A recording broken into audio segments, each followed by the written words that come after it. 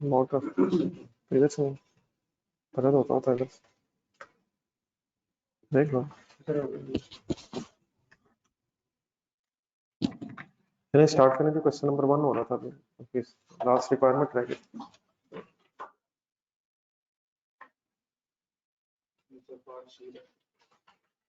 जी बेटा online students आवाज ठीक है? ये इसके पार्ट, इसका सी पार्ट अभी रहता है।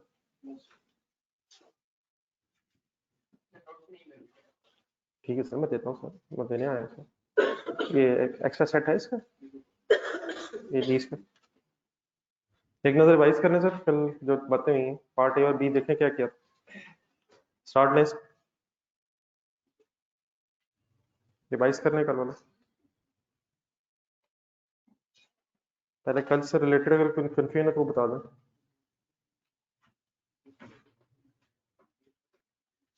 ये हो गया ना broadcast?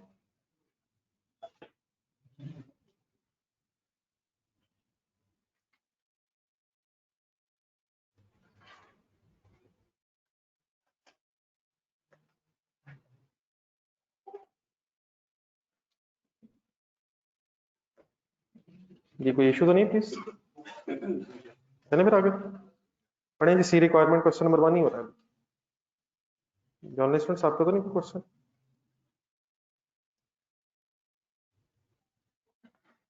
Ji C requirement prepare extracts from statement of financial position. Extracts का मतलब पता? Statement of financial position extracts means जो इस डाटा की बेस पे स्टेटमेंट ऑफ फाइनेंशियल पोजीशन में फिगर्स आनी है, बस वो हमने प्लेस करनी है। मतलब पूरी statement of financial position required नहीं है, बस जो इस क्वेश्चन के मुताबिक लीज से रिलेटेड फिगर्स प्रेजेंट होनी है वो हमने स्टेटमेंट ऑफ फाइनेंशियल पोजीशन में प्रेजेंट करनी है। कंप्लीट करना मेरा। As on 31 December 2001 and statement of comprehensive income for the year then ending including comparatives किसे कहते हैं? कंपैरेटिव किसे कहते हैं सर? अगर 2001 पे बनाना है तो साथ 2000 की फिगर्स भी प्रेजेंट करें। पहले रजिस्टर खोलें जी, कैसे बनेगी सिचुएशन में मैं सब डिस्कस कर लेते हैं। हेडिंग्स वगैरह बना। जर्नलिस्ट आवाज ठीक है मेरी प्लीज? आवाज सब कुछ ओके? बेटा आप इधर बैठ रहे हैं, सारी दुनिया खाली, इधर है।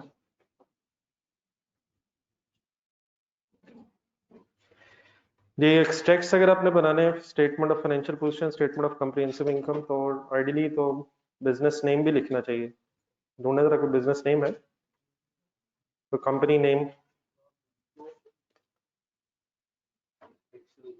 नहीं, एक्सपाइसी रहने बस वैसे लिखने कंपनी नेम, मतलब डेफिनेटली अगर नाम हो तो नाम लिखना चाहिए, वो मैंने जस्ट इसलिए लिख दिया कि याद रहे जरा। Statement of financial position formalities पूरी करें, हेडिंग लिखें।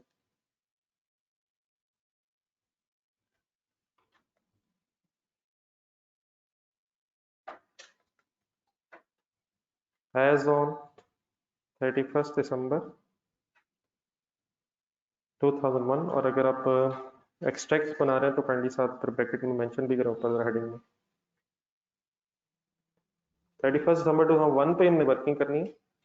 कंपैरेटिव्स का मतलब ये है कि पहले हम 2001 की फिगर्स लिख देंगे और साथ फिर उसमें पिछले साल कंपैरेटिव ईयर का प्रेजेंट कर देंगे। ठीक है?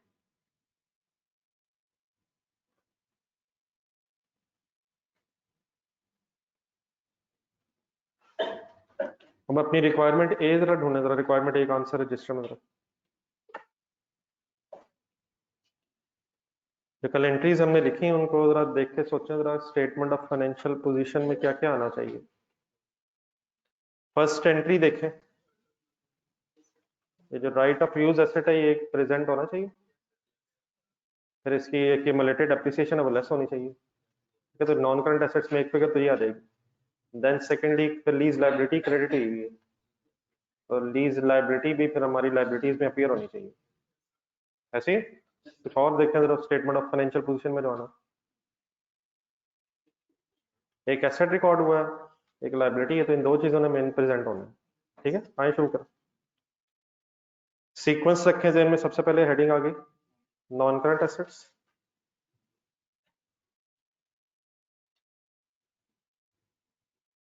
नॉन करंट एसेट्स में फिर right of use machine,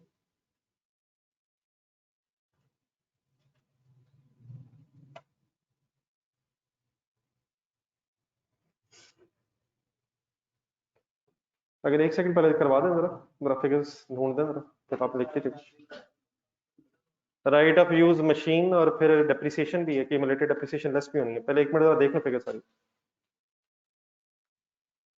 depreciation accumulated फिर माइनस होगी इसमें से, ठीक है।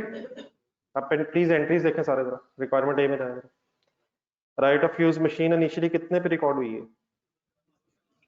किस डेट पे रिकॉर्ड हुई है, तो 2000 से शुरू कर रहा हूं मैं, और 7710 फर्स्ट ईयर की एक्यूमुलेटेड एप्रिसिएशन 15, डेफिनेटली एक डेप्रिसिएशन भी है, उसने प्रॉफिट लॉस में जाना, मैं एक्यूमुलेटेड एप्रिसिएशन की बात कर रहा हूँ। ठहरे ठहरे ठहरे ठहरे, तो यहाँ डेफिनेटली फिर इसकी WDV कैलकुलेट हो जाएगी। 2001 की फिगर्स लिखवाएं, नहीं 2001 में सेपरेट लेजर्स बने हुए, एसेट 7710 पे ही आएगा, एसेट 7710 पे ही आएगा वो, ठीक है। बैलेंसिंग फिगर मुझे लिखवा रहे हैं, मैं जरा फिगर्स प्लेस करता हूँ। एक्यूमुलेटेड डेप्रिसिएशन अब कितनी हो जाएगी, 1542 फर्स्ट ईयर की थी, और फिर प्लस हो जाएगा 1542 और भी 3084, एक्यूमुलेटेड फिगर्स फिर लेस होकर फिर फाइनली WDVs आती है। तो ये तो फिगर आप सॉल्व कर ही लेंगे। मैं जरा बताना ये चाह रहा हूँ, कैसेट रिकॉर्ड हुआ है 7710 पे, एक साल तक डेप्रिशिएट हुआ है 2000 में, और फिर 2 सालों की एक्यूमुलेटेड एप्रिसिएशन माइनस हो रही है, ठीक है। लिखे लिखे, सॉरी 84।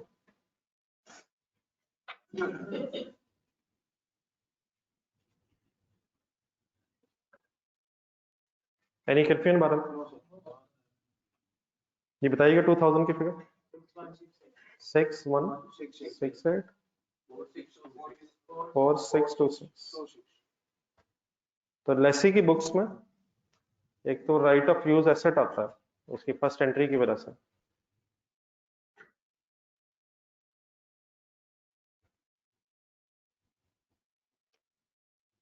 ओके जी, कंप्लीट करना।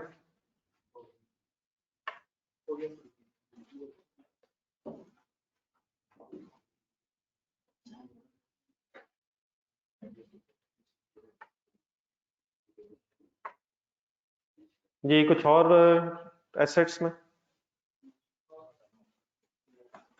देख लें, फिगर देखें तो सही, एंट्रीज देखेंगे तो पता चलेगा।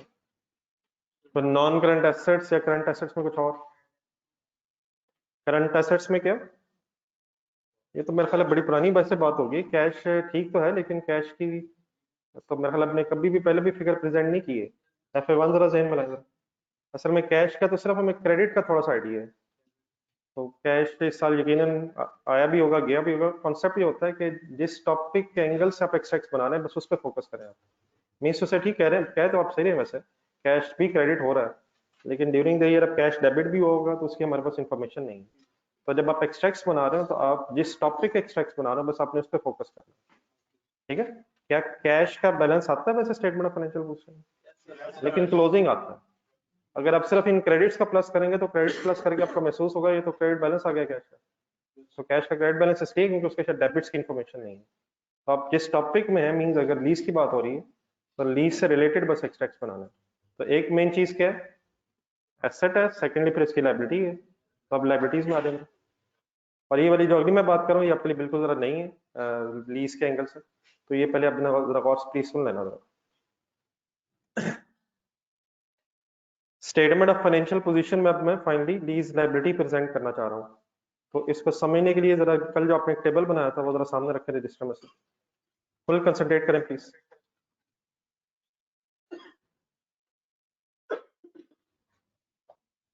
जी ऑनलाइन स्टूडेंट साथ मिल गए,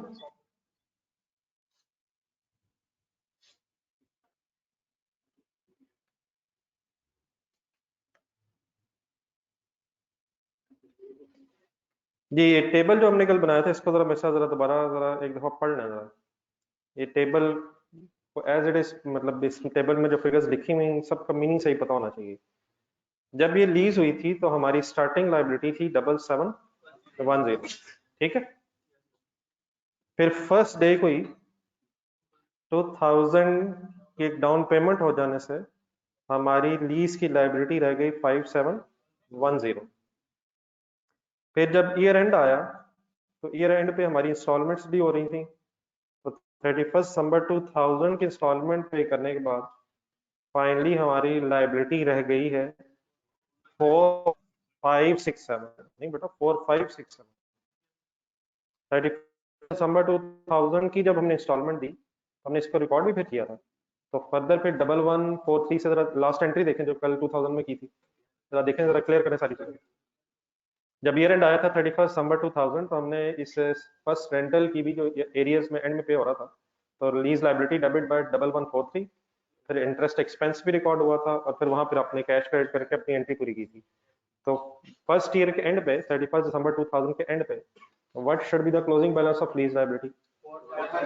4567। अब जो स्टेटमेंट फाइनेंशियल पोजीशन है इसने एज ऑन बनना, तो एज ऑन 2000 पे सबसे पहले आप डिसीजन लें कि क्लोजिंग बैलेंस है 4567। क्लियर है प्लीज?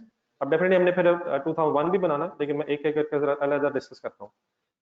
तो अगर आप स्टेटमेंट ऑफ फाइनेंशियल पोजीशन बना रहे हैं, सबसे पहले क्लोजिंग बैलेंस आइडेंटिफाई कर लें। तो 4567 की अब लाइबिलिटी हमारी रह गई है 2000 से ऑनवर्ड्स, मतलब ये पैसे अब पे होने हैं फ्यूचर में। क्लियर है? तो अब इस 4567 ने फ्यूचर में नेक्स्ट ईयर पे होना है या नेक्स्ट ईयर के बाद पे होना है? अब अगर हम और से ये टेबल देखें तो इसमें से कुछ अमाउंट नेक्स्ट ईयर में भी पे होनी है और नेक्स्ट 12 मंथ्स के बाद भी पे होनी है। तो स्टेटमेंट ऑफ फाइनेंशियल पोजीशन में जब आप लाइबिलिटीज प्रेजेंट करते हैं तो फिर करंट पोर्शन और नॉन करंट पोर्शन अलग प्रेजेंट करते हैं। करंट पोर्शन मींस होता है, current portion of liability means वो पैसे जो आपने नेक्स्ट 12 मंथ्स में देने हैं।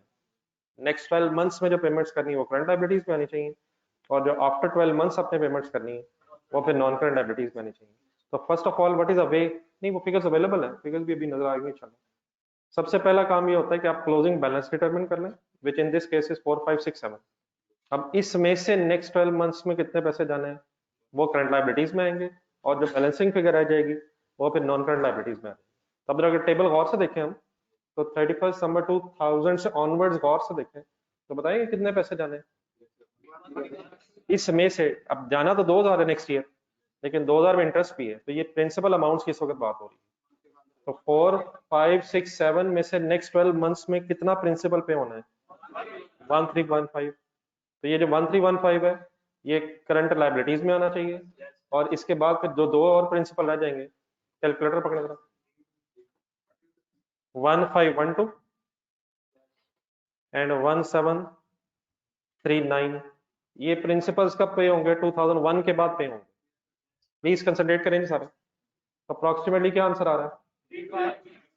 अब ₹1 हमारा जरा राउंडिंग ऑफ का डिफरेंस चल रहा है।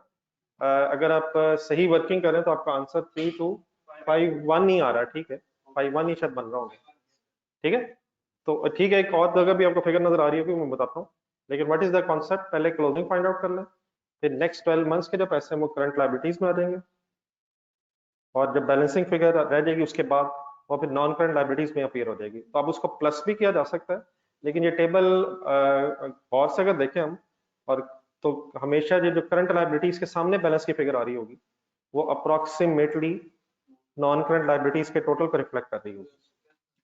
बात मेरी समझ आ गई प्लीज? एक वे ये है कि नेक्स्ट ईयर के बाद की अमाउंट्स को, प्रिंसिपल्स को प्लस कर लें आप, और ऑल्टरनेटिवली हम प्लस करने की जरूरत नहीं होती है, करंट लाइबिलिटी के सामने जो बैलेंसिंग प्रिंसिपल आ रहा होगा वो फ्यूचर की लाइबिलिटी ही को रिफ्लेक्ट कर रहा होगा, ठीक है। तो what is the current liability in this case, और उसके बाद जो अगली अमाउंट्स हैं उनका सम कर लें या बैलेंसिंग फिगर देख लें, तो ये फिर आपके पास नॉन करंट लाइबिलिटी आ जाएगी। 3251 लिख लें या 52 लिख लें, होपफुली वो कोई राउंडिंग ऑफ का इशू नहीं है।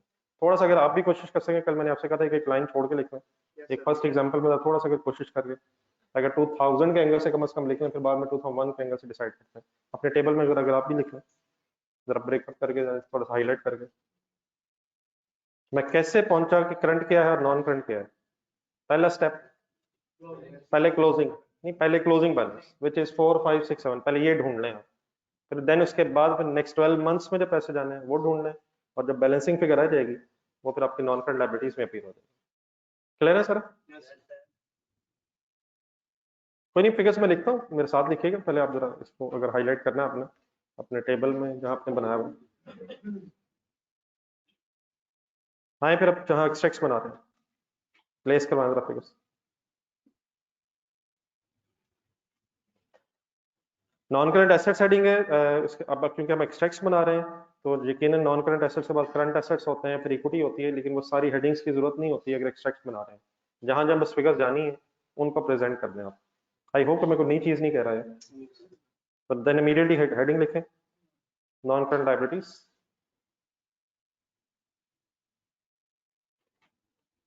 नॉन करंट लायबिलिटीज के लिए 2 लाइनें जरा छोड़ दें और साथ जरा करंट लायबिलिटीज की हेडिंग भी लिखें, तो ताकि दोनों प्रेजेंटेशंस फिर आपको इकट्ठी जरा नजर आ जाए।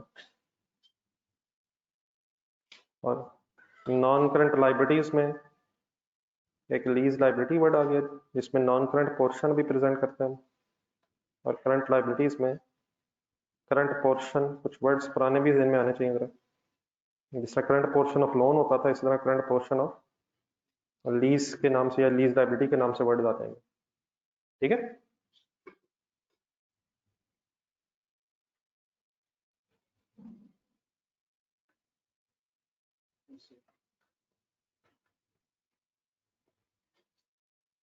अब जरा टेबल में मैंने अभी आपके सामने बातें की हैं, जरा बताएंगे क्या फिगर लिखें। 2000 के एंगल से मैंने भी बात की आपको, तो 2000 में lease liability current non current में कितनी लिखूं? 325, 2 लिख लेंगे, 1 लिख लेंगे, वो एक ही बात है।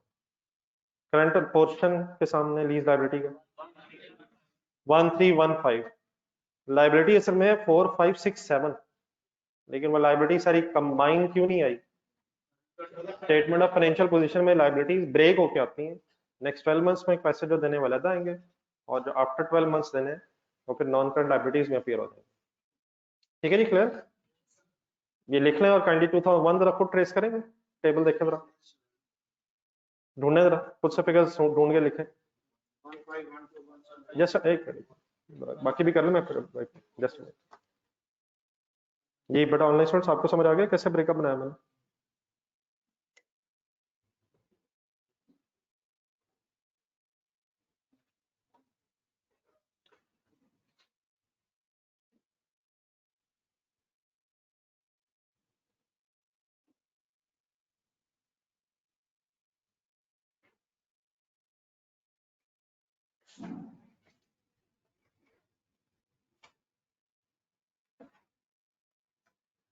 ये अगर 2001 के एंड पे खड़े होंगे तो प्लीज क्लोजिंग बैलेंस क्या है?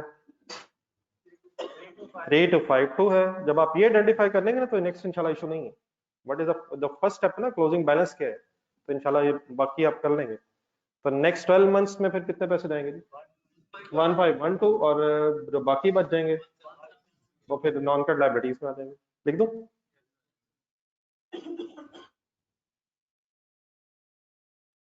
वन 740 या 39, and current portion is 1512. Any confusion जी फाइनली? जी दोबारा देखें, आपके ख्याल में कुछ और आना चाहिए स्टेटमेंट ऑफ फाइनेंशियल पोजीशन में? एक मैं क्वेश्चन ऐसे एक्सपेक्ट कर रहा हूँ, जरा देखता हूँ आपके जहन में आता ही नहीं। जर्नलिस्ट स्टूडेंट्स आप भी बताएं, कुछ स्टेटमेंट ऑफ फाइनेंशियल पोजीशन में कोई और चीज आपके ख्याल में आनी चाहिए?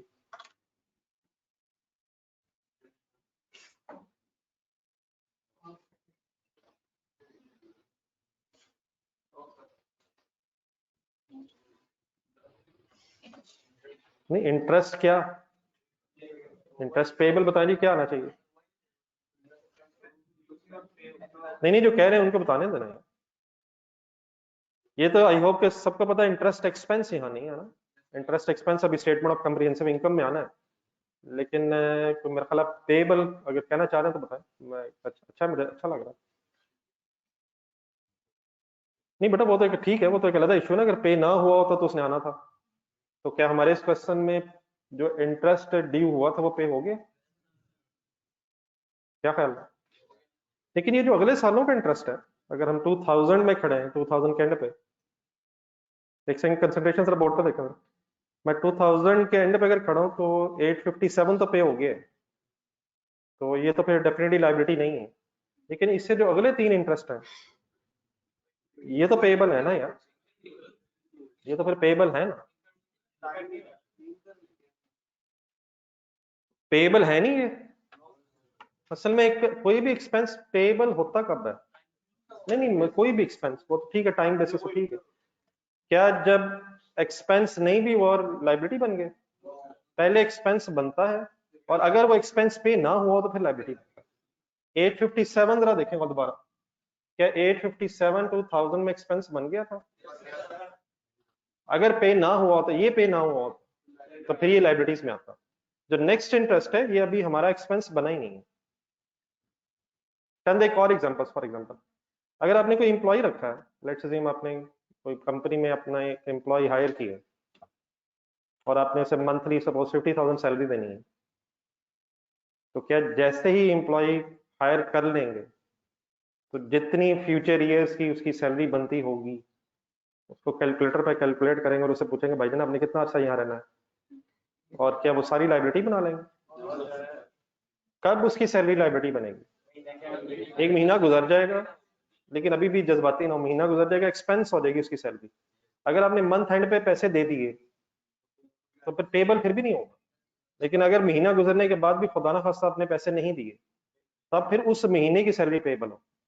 इसी तरह अगर आपने कोई इलेक्ट्रिसिटी का मीटर लगवाया, बिजली का कनेक्शन लगवाया, तो साथ ही के कैलकुलेटर पे शुरू हो जाएंगे कि अब मैंने फ्यूचर में कितनी बिजली इस्तेमाल करनी है और मैंने कितने बिल देने होंगे।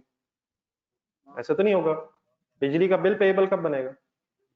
इलेक्ट्रिसिटी यूज कर लेंगे, बिल आ गया है, लेकिन अगर बिल पे नहीं किया, जो ड्यू डेट पे नहीं किया, तो फिर वो पेएबल भी हो जाएगा। तो पहले एक्सपेंस इंकर होता है, अगर वो पे ना हो तो फिर पेएबल होता है। ये जो नेक्स्ट इंटरेस्ट है 865 685 है 488 है 261 है, ये तो एक्सपेंस है ही किस साल का? ये तो 2001 का है, 2 का है, 3 का है। तो अगर हम 2000 के एंड पे खड़े हैं तो ये अमाउंट्स क्योंकि अभी एक्सपेंस ही नहीं हमारा, इसलिए फिर पेएबल वाली बहस भी नहीं है। तो पहले पेएबल कब बनता है? जब आपने बेनिफिट ले लिया हो, किसी भी अमाउंट का अगर फायदा उठा लिया, ऐसे होते हैं ना पेएबल है, लेकिन पैसे ना दिए हो, तो ये अमाउंट्स तो कब ड्यू होंगी? जब इनके टाइम गुजरेंगे। तो अगर टाइम गुजर गया, इंटरेस्ट का पेएबल का जब टाइम गुजर गया एक्सपेंस तो बन गया, लेकिन अगर वो पे नहीं हुआ होगा तो फिर वो लायबिलिटीज में आएगा। आई होप मैं कुछ समझा सकूं। तो why no interest payable in this case? जो इंटरेस्ट बनता था जिस साल का, वो उसी साल के एंड में ही पे हो गया। दूसरे साल की एंट्री जरा देखें रिक्वायरमेंट ए पे, जो 685 था, क्या हमने उसको एज एन एक्सपेंस रिकॉर्ड कर लिया? लेकिन डेफिनेटली वो पेएबल क्यों नहीं है? क्योंकि वो पे हो गया। क्लियर हो गया प्लीज? चले आए अब जरा एक और एक्सट्रैक्ट्स भी हैं। स्टेटमेंट ऑफ फाइनेंशियल पोजीशन के बाद रिक्वायरमेंट सी देखें। हाँ जी, statement of comprehensive income headings लिखे हुए। अच्छा, टोटल्स डेफिनेटली तभी आप करते हैं जब पूरी स्टेटमेंट ऑफ फाइनेंशियल पोजीशन बन रही है, वरना जस्ट एक्सट्रैक्ट्स मींस हमने बस फिगर्स रेलेवेंट प्लेस करनी है, और स्टेटमेंट ऑफ फाइनेंशियल पोजीशन भी शायद तभी मैच होगी। जी बट लाइबिलिटीज हमेशा ईयर एंड पे देखते हैं। जी हेडिंग्स कंप्लीट करें। जी इशफाक सर, जब भी आप स्टेटमेंट ऑफ फाइनेंशियल पोजीशन बना रहे हैं तो आप ईयर एंड पे मींस एज ऑन खड़े होकर देख रहे होते हैं। तो एज ऑन आपने देखना है कि आपकी लाइबिलिटीज कितनी हो गई हैं, वो सारी आपने फिर प्रेजेंट करनी है। Statement of comprehensive income, speed up हो जाए जरा।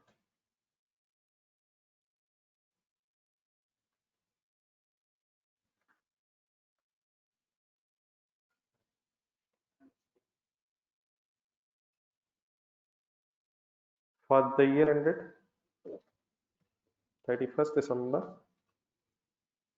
2001 ही है, कंपैरेटिव साथ बन रहा है, और एक्सट्रैक्ट्स जरा वर्ड लिख लिया।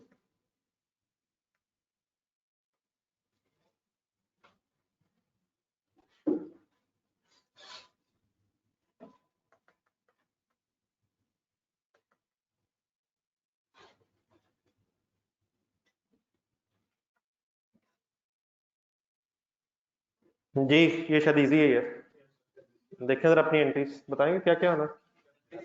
अब definitely statement of comprehensive income में स्टार्ट में सेल्स भी आनी है, कॉस्ट ऑफ सेल्स भी आती है, ग्रॉस प्रॉफिट भी है, लेकिन वो शायद बहस नहीं है। दो जो फिगर्स रेलेवेंट हमसे हैं बस वो प्रेजेंट होनी है। क्या क्या आना चाहिए? डेप्रिसिएशन या एक्यूमुलेटेड डेप्रिसिएशन? डेप्रिसिएशन एक्सपेंस आना है, और फाइनेंशियल चार्जेस इंटरेस्ट एक्सपेंस आना है। तो प्लेस करना जरा डेप्रिसिएशन।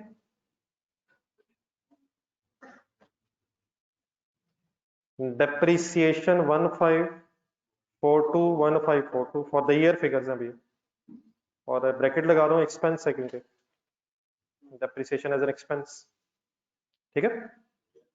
एक्यूमुलेट हो गया नहीं, ये फॉर द ईयर बन रहा है, और interest expense, what is the interest expense of 2857 and 685। तो ये मेरी ब्रैकेट्स सिंपली रिफ्लेक्ट कर रही हैं कि दोनों एक्सपेंसेस की अमाउंट है।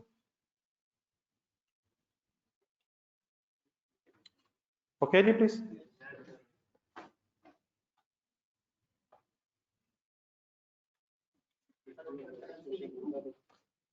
करेंसी रुपीस, मैंने वो थाउजेंड्स वगैरह में करो तो फिर शायद कंपलसरी है, अदरवाइज रुपीज इन थाउजेंड या मिलियंस।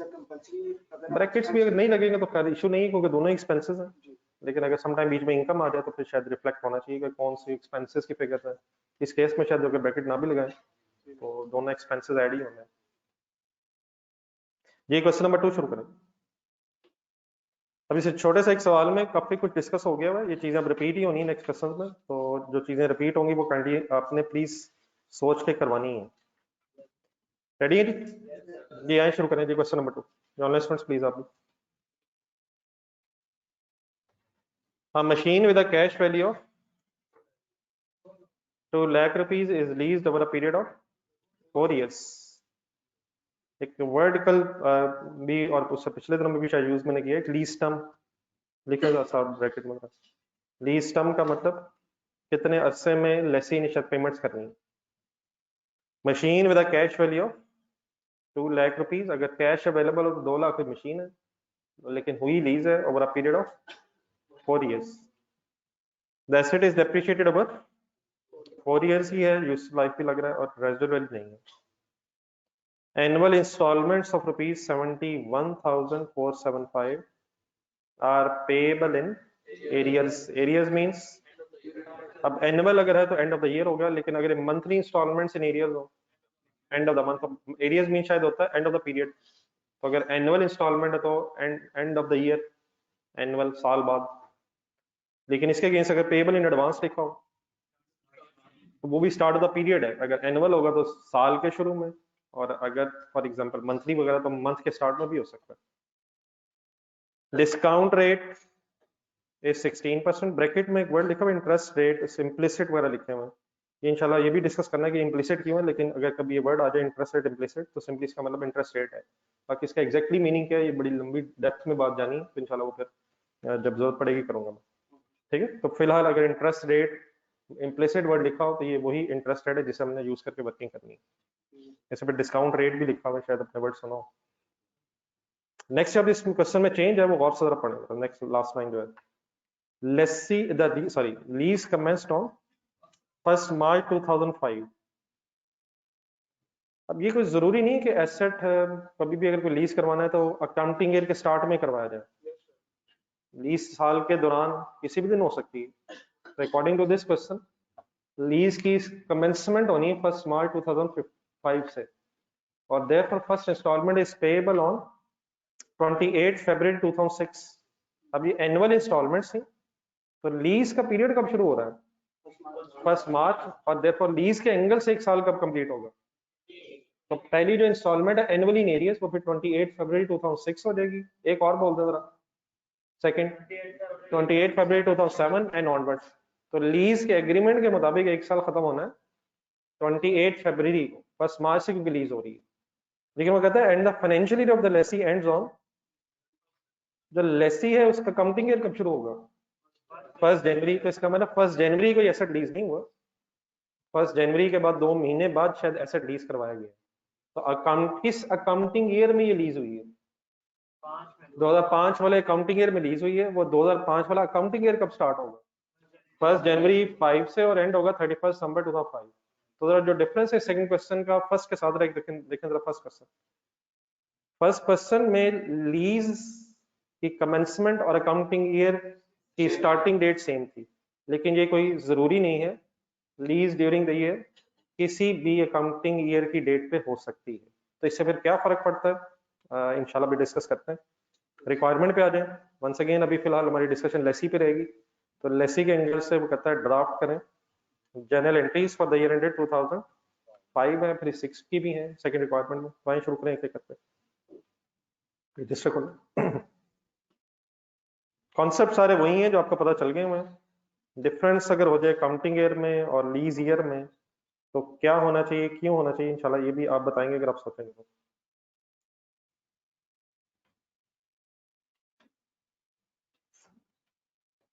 जी हेडिंग्स शुरू कर लें जी, हेडिंग्स बना लें, फॉर्मेट से बना लें, क्या बनाना है हमने। General entries question number 2।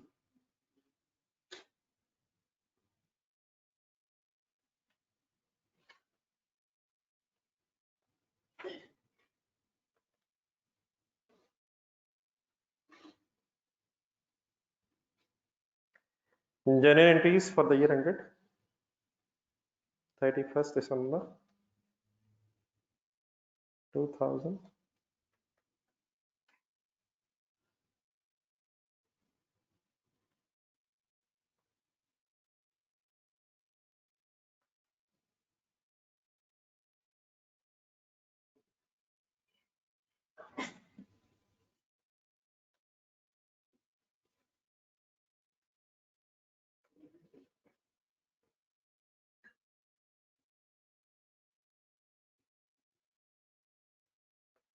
क्या हो गया डियर फ्रेंड्स?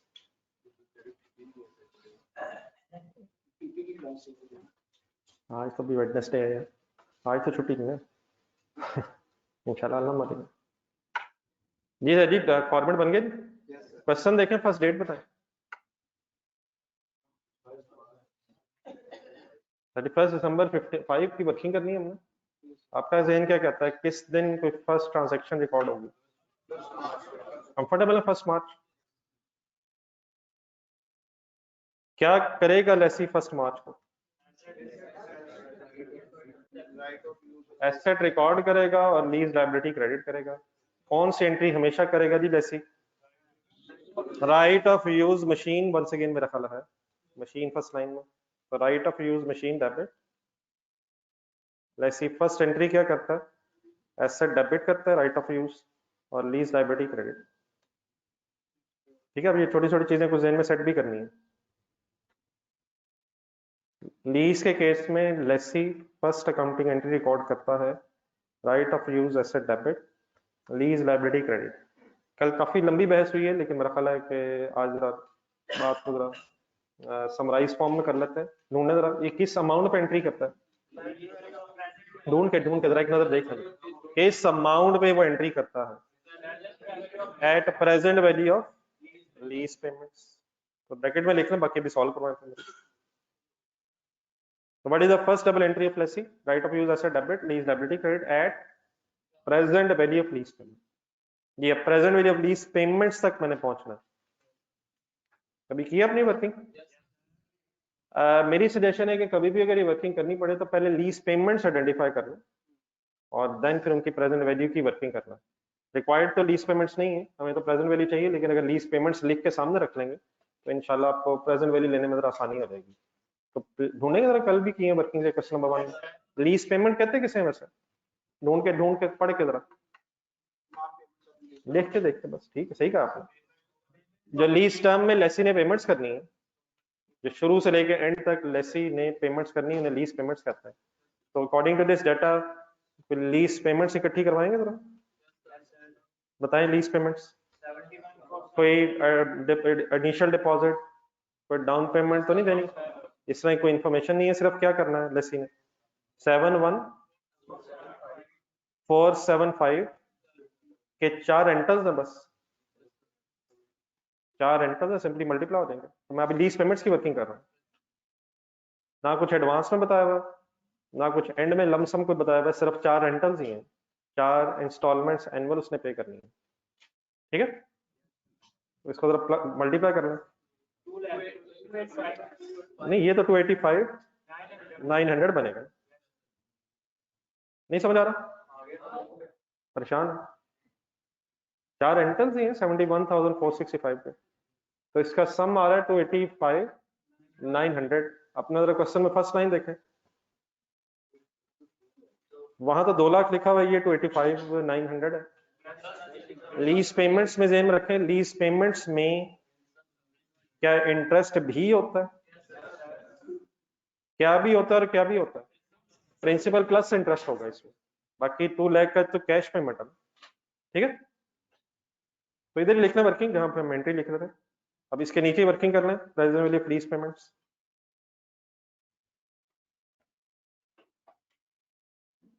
जी साथ में बेटा online students,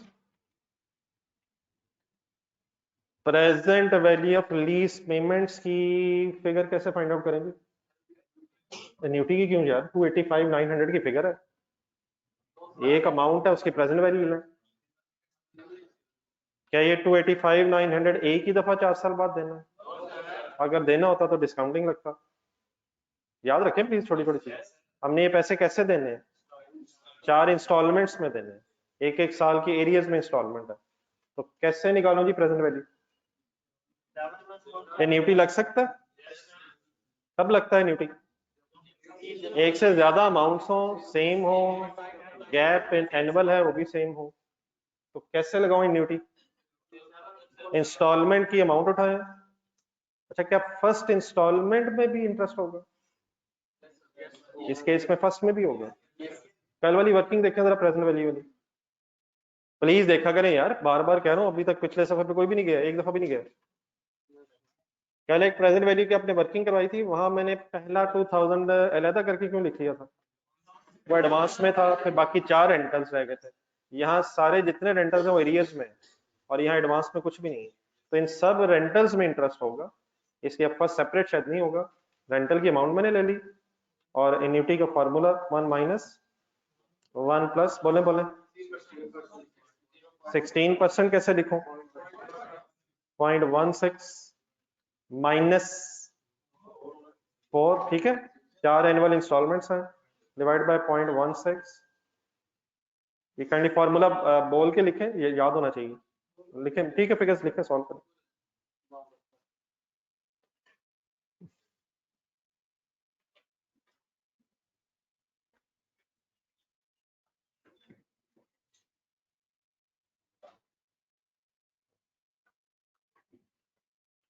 kindly please solve, लिखें।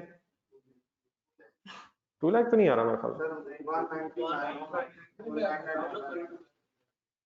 सर यही तो पूछ रहा हूँ, कर लूँ राउंड अप या रहने दूं? प्लीज कर लें यार। 1999 के बाद एक पॉइंट भी है, तो 0.96 को आपने तो राउंड ऑफ करवा दिया, जाकिला सही करवाया।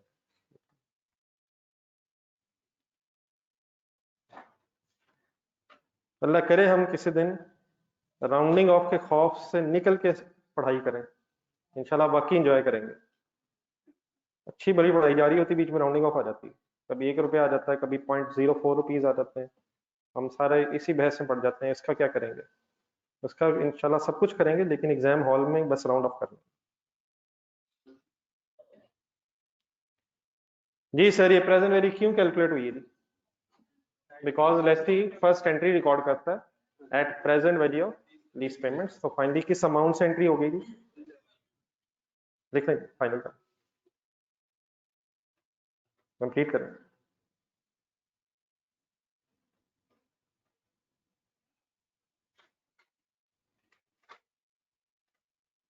जी बेटा ऑनलाइन स्टूडेंट्स, एनी कंफ्यूजन?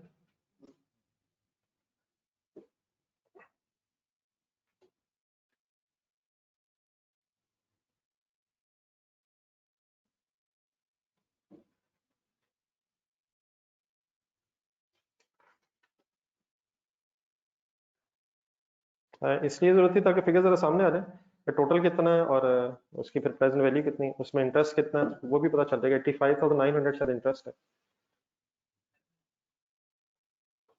ये कैश वैल्यू दी तो हुई है, लेकिन ये कोई जरूरी नहीं है। अभी मैं इंशाल्लाह नेक्स्ट 1-2 क्वेश्चन और कर लें, फिर मैं उसमें बताता हूँ। ये कोई कंपलसरी नहीं होता है कि आपकी प्रेजेंट वैल्यू हमेशा उसके बराबर आए। आपने फर्स्ट एंट्री करनी है present value lease payments which can be different, अभी आगे जाकर देखेंगे आप, ठीक है। चलिए जी, क्वेश्चन सामने रखें, बताएं कोई नेक्स्ट डेट। हम 31 दिसंबर 5 की सॉरी एंट्रीज कर रहे हैं। आपका क्या जहन कहता पड़े? अच्छा, अकाउंटिंग जो है ना वो सारी अकाउंटिंग ईयर के जहन में रख के करनी है। हमने को 1 जनवरी पे कुछ नहीं किया, बिजनेस के स्टार्ट अकाउंटिंग ईयर के स्टार्ट पे कोई ट्रांजैक्शन नहीं थी। 1 मार्च को लीज हो गई, वो हमने लिख ली है। अब 31 दिसंबर 2005 अपने जहन में रखते। नेक्स्ट बताएं आपका क्या जहन करता है? डेट बताएं। 31 दिसंबर 2000। डेप्रिसिएशन आप बोल रहे हैं?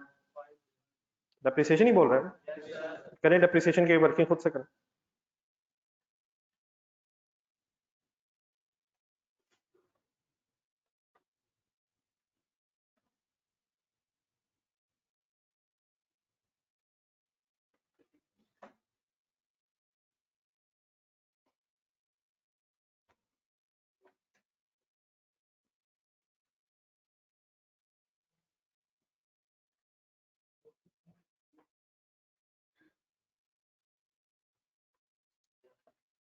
जी किस अमाउंट ने डेप्रिशिएट होना है?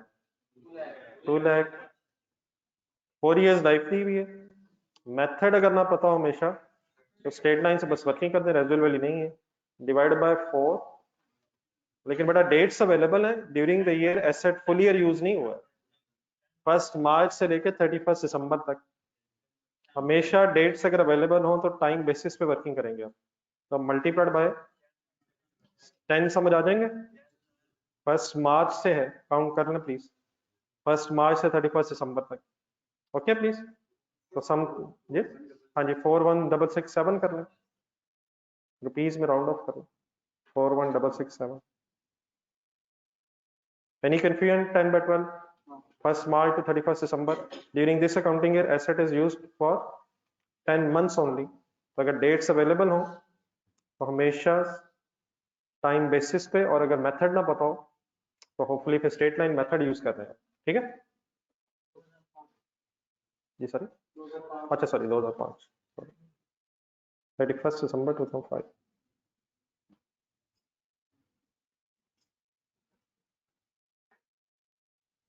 एनी कंफ्यूजन जी प्लीज? जी कुछ और? रेंटल एक पे होना इस साल?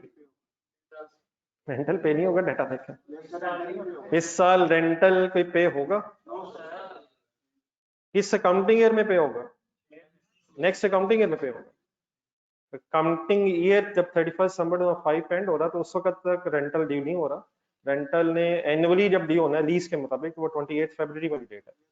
तो रेंटल तो बेटा इस साल पे नहीं होना, लेकिन आप सही है, आप लोग कह रहे हैं जरा, लेकिन डेट एक सेकंड दोबारा लिखें जरा, मैं बताता हूँ फिर वो डेट अब मैंने क्यों लिखवाई है। जस्ट ये सेम डेट जरा दोबारा लिखें, एक एंट्री के लिए जरा जगह रखें, 31 दिसंबर 2005 डेट लिख के एंट्री के लिए जरा जगह रखें। और वो जो कल टेबल एक बनवाया था मुझे, वो जरा टेबल बनवा दें आज वर्किंग में। एक एंट्री के लिए जरा जगह छोड़ दीजिएगा, 3-4 लाइनें, 2-3।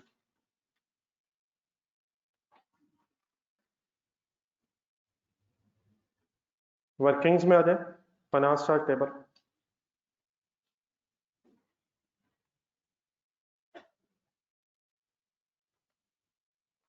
अपने वर्ड्स में बताएं, डेफिनेटली कोई इंग्लिश में बताने की जरूरत नहीं है कि ये टेबल क्यों बनाते हैं। ताकि हम इंस्टॉलमेंट्स रेंटल्स की अमाउंट्स में से प्रिंसिपल इंटरेस्ट अलग-अलग कर लें। कुछ ट्राई करेंगे कॉलम्स सोच के जरा, कौन कौन से बनते हैं, बनाए अपना अपना बनाए जरा, बाकी को भी सोच लो।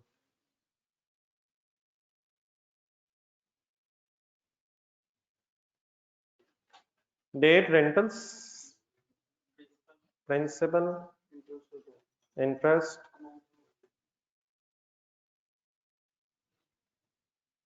And balance.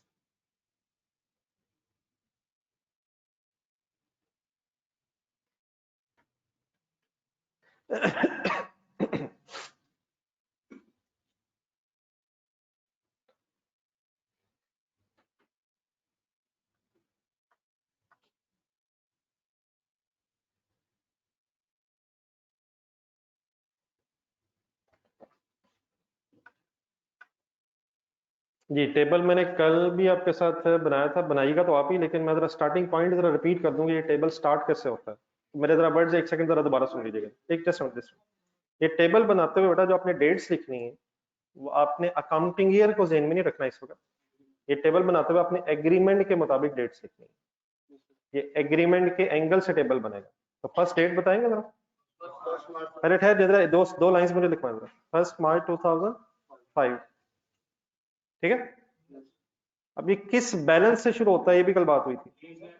जिस अमाउंट से आपने लीज लायबिलिटी क्रेडिट की है, उस अमाउंट से आपका ये टेबल स्टार्ट होगा। तो बताएंगे किस अमाउंट से क्रेडिट की है। 2 लाख की बहस हो रही, तो प्लीज ये टेबल की डेट्स एग्रीमेंट के मुताबिक होंगी और स्टार्टिंग बैलेंस वो अमाउंट होगी जिससे आपने लीज लायबिलिटी को क्रेडिट किया था। ओके हो गया? ओके है सर। नेक्स्ट पे डेट बताएंगे। अब ईयर एंड नहीं अभी मिक्स करना है, डेफिनेटली काउंटिंग करते हुए ईयर एंड के मुताबिक हमने करनी है, लेकिन टेबल को हम बना लेंगे अकॉर्डिंग टू द एग्रीमेंट। तो next date according to the agreement क्या है? 28 फरवरी ही रेलेवेंट है। 28 फरवरी 2006। ये कल वाला जरा टेबल देखा जरा। कल वाले टेबल में मैंने पहली डेट 2 दफा लिखी थी। वो इसलिए लिखी थी क्योंकि वो उसी डेट पे एक और पेमेंट भी थी। तो मतलब 2 दफा लिखने की सोल रीजन ये थी कि उसी डेट पे एक ट्रांजैक्शन और भी थी। तो यहाँ सेम डेट लिखने की कोई जरूरत नहीं, क्योंकि उस वक्त कोई और ट्रांजैक्शन नहीं है। इस केस में 31 दिसंबर 5 तक कोई पेमेंट नहीं है, 28 फरवरी 6 पे पेमेंट है। एक लाइन कंप्लीट करवा दो। इस दिन कितना रेंटल जाना है? 71475। इसमें इंटरेस्ट कैसे कैलकुलेट करो? हाँ जी, वो बैलेंस पे ही होना है। कैलकुलेटर पकड़े, करवा दो एक लाइन। 2 लाख इंटू 16%। अब यकीनन ये 32,000 जब पूरे साल का इंटरेस्ट हम यहाँ कैलकुलेट करें, क्योंकि ये टेबल के मुताबिक पूरा साल गुजरा है, लेकिन इसमें से डेफिनेटली पूरा साल का इंटरेस्ट हमारे पीरियड में नहीं आना चाहिए। तो इसको बनाते हुए अब ये काउंटिंग पीरियड को एक सेकंड के लिए जरा ध्यान से निकाल दें। ये एग्रीमेंट के मुताबिक बना लें, लेकिन डेफिनेटली बाद में फिर इस टेबल से जो फिगर्स आएंगी उसे हम अपने काउंटिंग ईयर के मुताबिक रिफ्लेक्ट करेंगे। तो क्या ये बैलेंस जो है 2 लाख एक पूरा साल कांस्टेंट रहेगा? इस एग्रीमेंट के मुताबिक 1 लाख पूरा साल कांस्टेंट रहेगा। 1 मार्च से लेके 28 फरवरी तक पेमेंट से पहले पहले 2 लाख ही बैलेंस रहेगा। लेकिन ये जो इंटरेस्ट है पूरा हमारे अकाउंटिंग ईयर का नहीं है, वो फिर डेफिनेटली ब्रेक होना है, तो उसकी इंशाल्लाह मैं बाद में बात करता हूँ। लेकिन टेबल बनाते हुए दोनों चीजें मिक्स ना करें। अकाउंटिंग ईयर के मुताबिक नहीं बन रहा है, ये लीज की डेट्स के एंगल से बन रहा है। 2 lakh remain outstanding for 1 year from 1 March two 28 February. Done है प्लीज? बैलेंसिंग फिगर लिखा है प्रिंसिपल। ये तो कंफर्टेबल हो गया ना? फिगर्स कैसे आ रही है? ये 32 कैसे आया? अब मैंने लिखा नहीं है, होपफुली आप लिख सकते हैं, लिखने की शायद जरूरत भी नहीं है। 2 लाख इंटू 16%। Balancing figure 39475। और ये जो रिमेनिंग प्रिंसिपल है इस पेमेंट के बाद 160525। Any confusion? करें कंप्लीट? और जरा एक एक लाइन रखें, जरा खुला खुला जरा एक एक लाइन जरा रख के जरा। जी online students okay please? Table बनाते हुए आपने एग्रीमेंट के मुताबिक अपने जहन में ढूंढ के फिर डेट्स में एग्रीमेंट के मुताबिक फिगर्स अपने जहन में रख के अपने डेट्स और बैलेंस की फिगर्स कैलकुलेट करनी है। बाद में इस टेबल को सामने रख के इंशाल्लाह काउंटिंग ईयर के एंगल से एडजस्ट करके अपनी अकाउंटिंग एंट्रीज कंप्लीट कर लेंगे।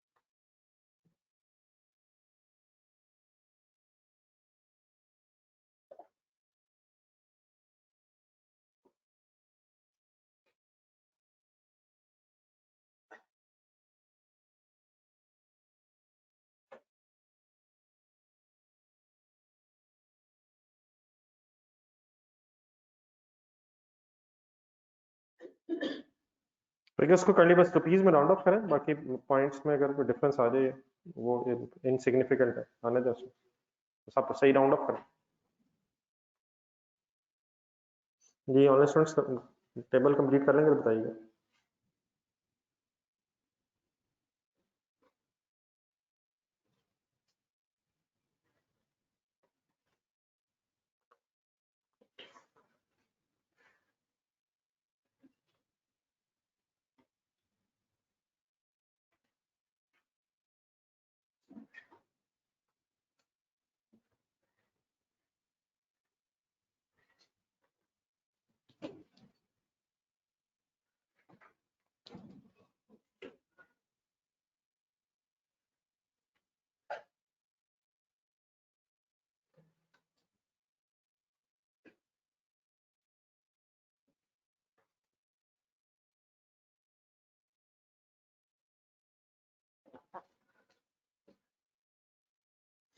जी उस्मान साहब बना दी, लिखवाएं जरा फिगर।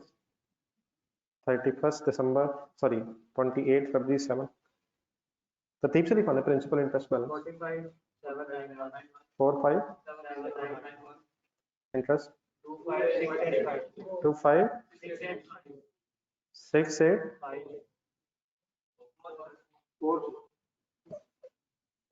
चलिए अब उस्मान 114 734 7 नेक्स्ट वन 53118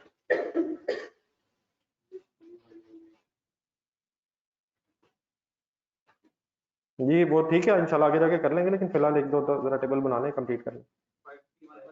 53 118 18 357 616 16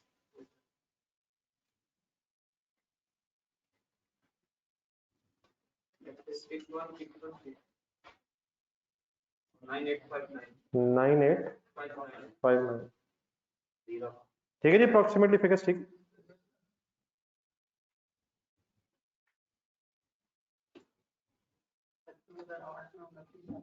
कितना आता है, कितना कहाँ पे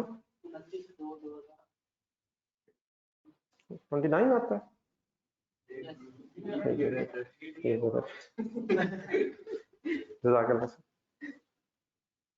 जी बन गया जी टेबल।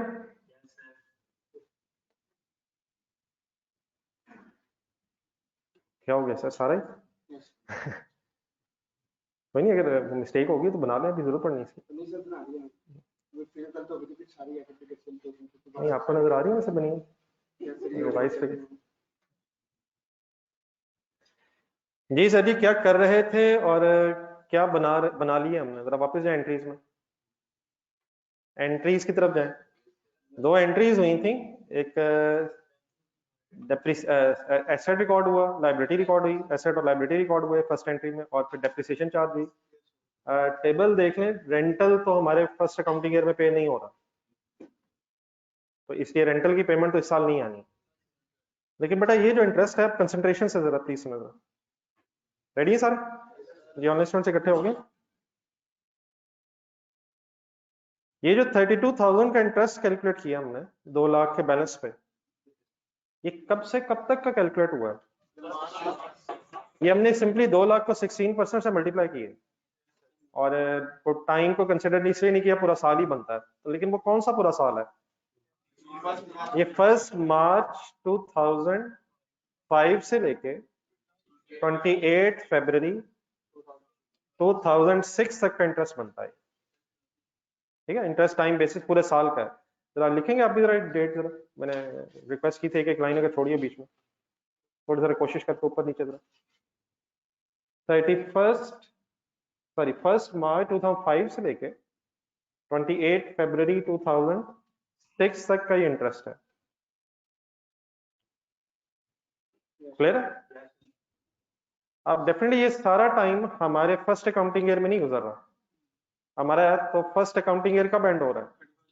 31 दिसंबर 2005 को। तो इंटरेस्ट टाइम बेसिस पे होता है, इसलिए इसमें से जो फर्स्ट 10 मंथ्स है 1 मार्च से लेकर 31 दिसंबर तक उन 10 मंथ्स का इंटरेस्ट हमारे अकाउंटिंग ईयर में एक्सपेंस रिकॉर्ड होना चाहिए, और जो अगले 2 महीने जनवरी फरवरी के जो महीने वो फिर नेक्स्ट अकाउंटिंग ईयर का एक्सपेंस है।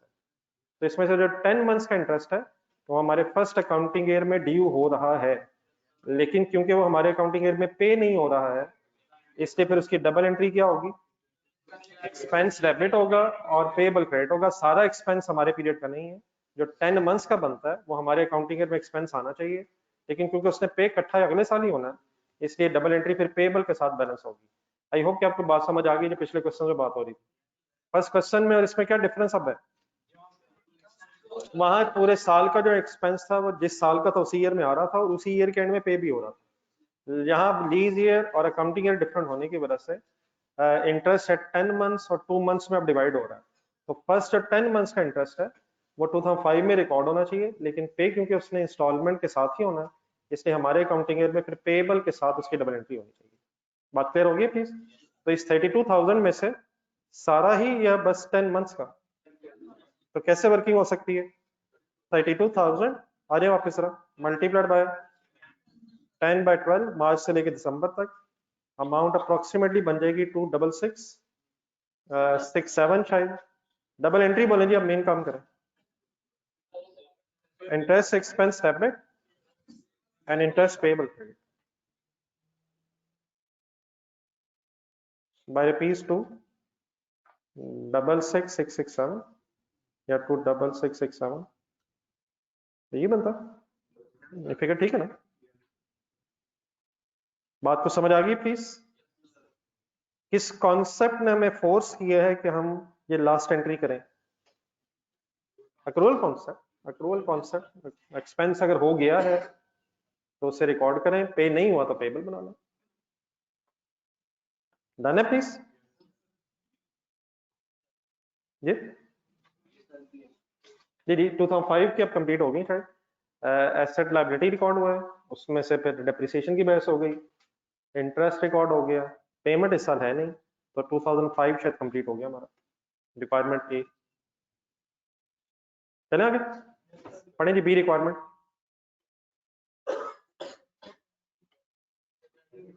टू 2006 की एंट्रीज करनी है, स्पीड अप हो जाएगा।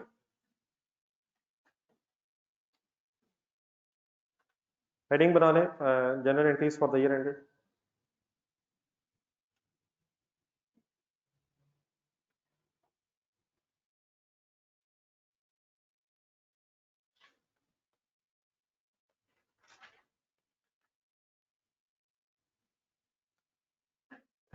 December 2006। मेरे साथ ही कीजिएगा भी एक आध क्वेश्चन जरा और मेरे साथ।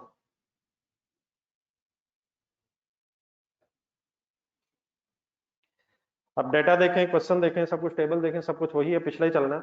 तो डेट बताएं। कंसंट्रेट सर जी, प्लीज डेट तो बता दें। पहले किस डेट पे आप रुक जाएं? ठीक है जी 28 फरवरी 2006। रुकने की वजह बताएं। अब इस डेट पे पेमेंट हो रही है, पेमेंट होनी है फर्स्ट रेंटल की पेमेंट, तो साथ ही पेमेंट हो जाएगी। एक्सपेंस भी बना लेंगे, कल भी तो ऐसे किया था। पेमेंट होते जब करेंगे तो उसमें जो बाकी रहेगा वो भी शायद रिकॉर्ड कर लेंगे, क्योंकि इसी साल का एक्सपेंस जो बाकी 2 महीने को वो इसी डेट पे हो जाना, तो शायद दोबारा वर्किंग की जरूरत नहीं है। अच्छा अब यहाँ पे बड़ा जरा कंपाउंड एंट्री होनी है, तो आए पहले जरा उसको डिस्कस कर लेते हैं, फिर अभी शायद लिखवाइएगा। रेंटल ढूंढे टेबल में जरा। ये फर्स्ट रेंटल की बहस होने लगी है 28 फरवरी 2006 वाले, तो इन फिगर्स को अगर सामने रखें तो बनाएं जरा, शुरू करें एंट्री। लीज लायबिलिटी कितने से डेबिट? प्रिंसिपल अमाउंट 39,475, ठीक है। Lease liability debit 39,475। आगे इंटरेस्ट एक्सपेंस डेबिट 32,000। अब इस 32,000 में एक नया इशू आ रहा है। ये 32,000 अब पे तो इकट्ठा ही होना है अब 71,475 में, लेकिन इस 32,000 में से 26,667 कैलकुलेटर रखे हाथ में, 26,667 का इंटरेस्ट तो ऑलरेडी एक्सपेंस बन के पेबल हुआ है, तो अब जब पेमेंट होगी तो वो इंटरेस्ट की लाइबिलिटी खत्म होगी। लेकिन जरा एक डिफरेंस लें जरा, अब 32,000 माइनस 26667 या फिर 2 मंथ्स भी कर सकते हैं शायद, मल्टीप्लाई बाय 2/12, तो ये अप्रोक्सीमेटली क्या फिगर आती है? तो ये जो 5333 ये इसी साल का एक्सपेंस है। तो कल वाली जरा एक एंट्री ढूंढे जरा, कल क्वेश्चन नंबर 1 वाली, क्वेश्चन नंबर 1 में जो 31 दिसंबर पे एंट्री हुई थी, वहां पे हमें शायद सिर्फ लीज लायबिलिटी डेबिट और इंटरेस्ट एक्सपेंस रिकॉर्ड करना पड़ रहा था। लेकिन यहाँ इस 32,000 में से कुछ इंटरेस्ट पहले एक्सपेंस पिछले साल में रिकॉर्ड हो चुका है, तो अब पेमेंट होने से वो पुरानी लायबिलिटी खत्म होगी इंटरेस्ट पेबल की, और कुछ इंटरेस्ट एक्सपेंस और भी रिकॉर्ड होना है। तो समझने के लिए बेहतर यही रहेगा कि हम एक कंपाउंड एंट्री ही कर लें। तो मैं जरा अगर लिख दूं, पहले मुझे लिखवा दें। नहीं बेटा सिर्फ इस तरह नहीं होना Abdul Basit, just a minute जरा, मेरे साथ साथ रह रहे जी। काइंडली बताएं कैश कितना जाना है? 71475। प्लीज पहले देखा करें, लीज लायबिलिटी कितने से डेबिट होनी है? ये प्रिंसिपल अमाउंट से 39,475। अब जो इसका इंटरेस्ट है इसका बस ब्रेकअप होना है। 26,667 के अगेंस्ट इंटरेस्ट पेएबल डेबिट होगा जो पिछले साल के एंड पे रिकॉर्ड किया था, और जो 5333 है उसके साथ फिर इसी साल के 2 महीनों का इंटरेस्ट है, तो ये इस साल का एक्सपेंस रिकॉर्ड हो जाएगा। ठीक है, तो वो 4 हेड्स है बीच में कंपाउंड एंट्री में अपीयर हो गए। क्लियर होगी एंट्री? बनाए।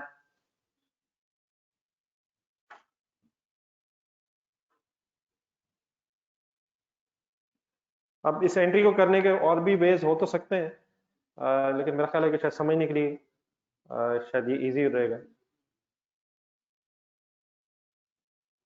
जी बेटा ठीक है ऑनलाइन स्टूडेंट्स?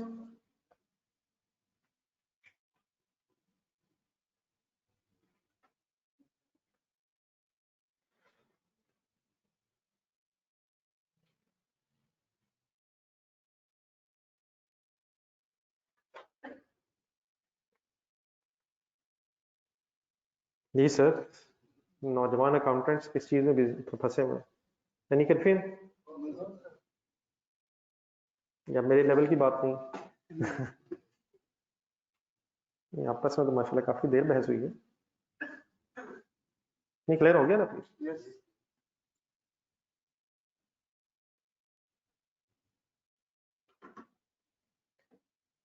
चले बेटा इसके आगे शायद आपको करना चाहिए।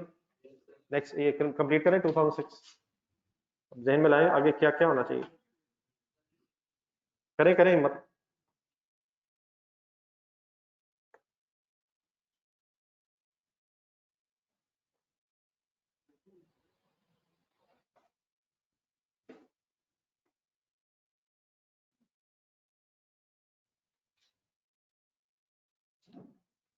जी ठीक है ताहिर साहब, लिख लें,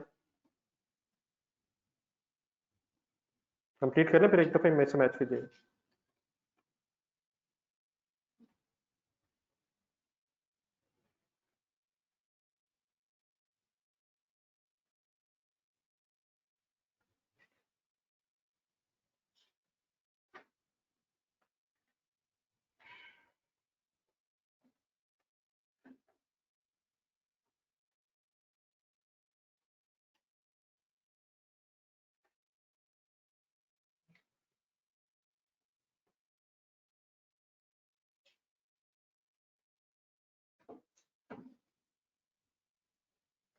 जी कितनी डेप्रिसिएशन जी इस साल, पूरे साल की?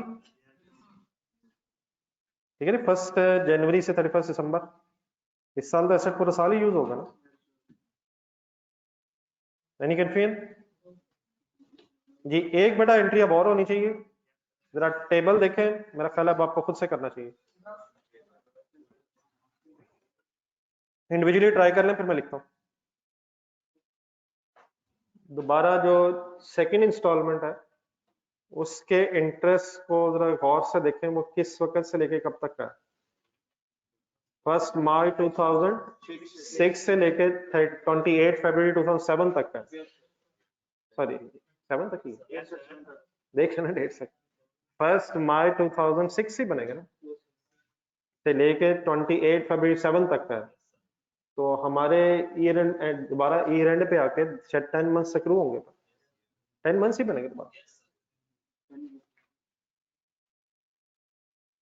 28,684 को गौर से देखें जरा अकाउंटेंट बन के।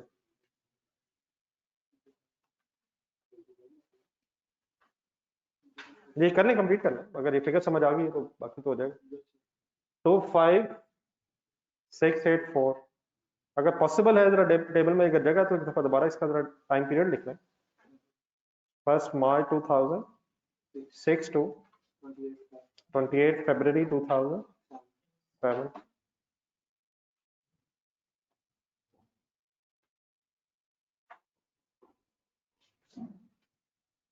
समझ आ जाएगा प्लीज? लेकिन मल्टीप्लाइड बाय 25 जरा फिगर बोलिएगा ना।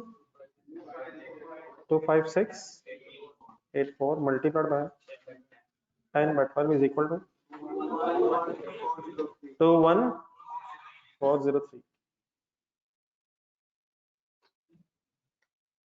Interest expense debit and payable credit।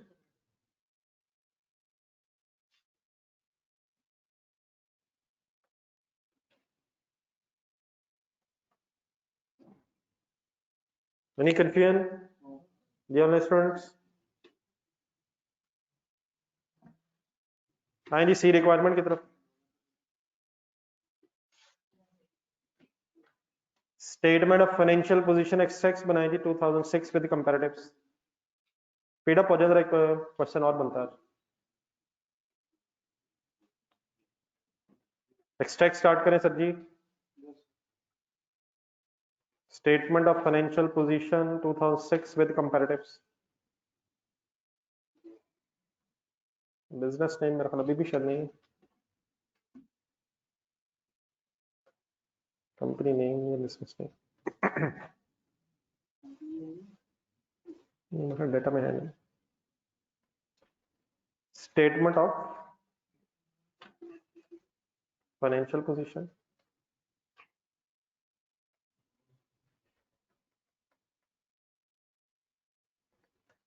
as on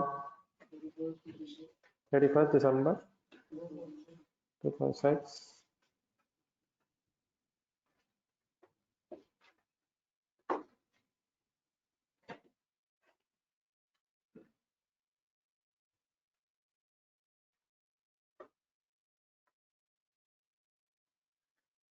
ji right of use तो फाइनल करें खुद से करो।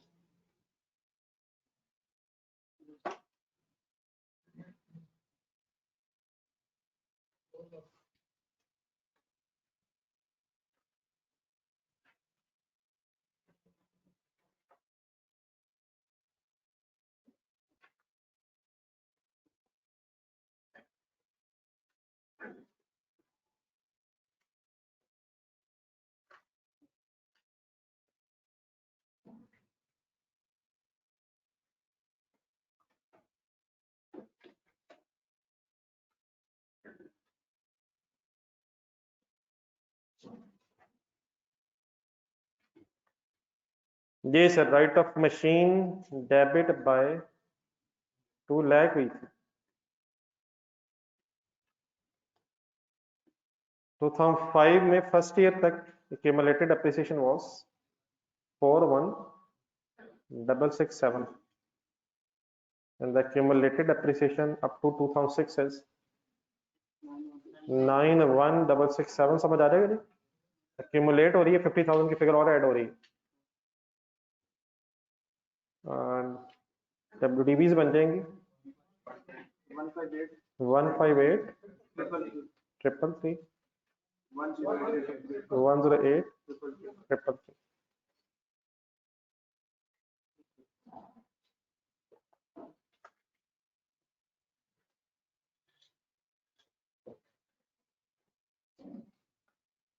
Then there are non current और करंट लायबिलिटीज हेडिंग लिखना है। ये वर्किंग की दफा दोबारा मैं सब कीजिएगा, नेक्स्ट क्वेश्चन में इंशाल्लाह फिर आप इंडिविजुअली करेंगे।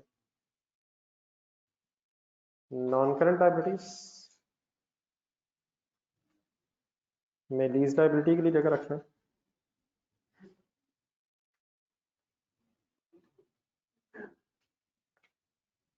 और करंट लायबिलिटीज में current portion of lease.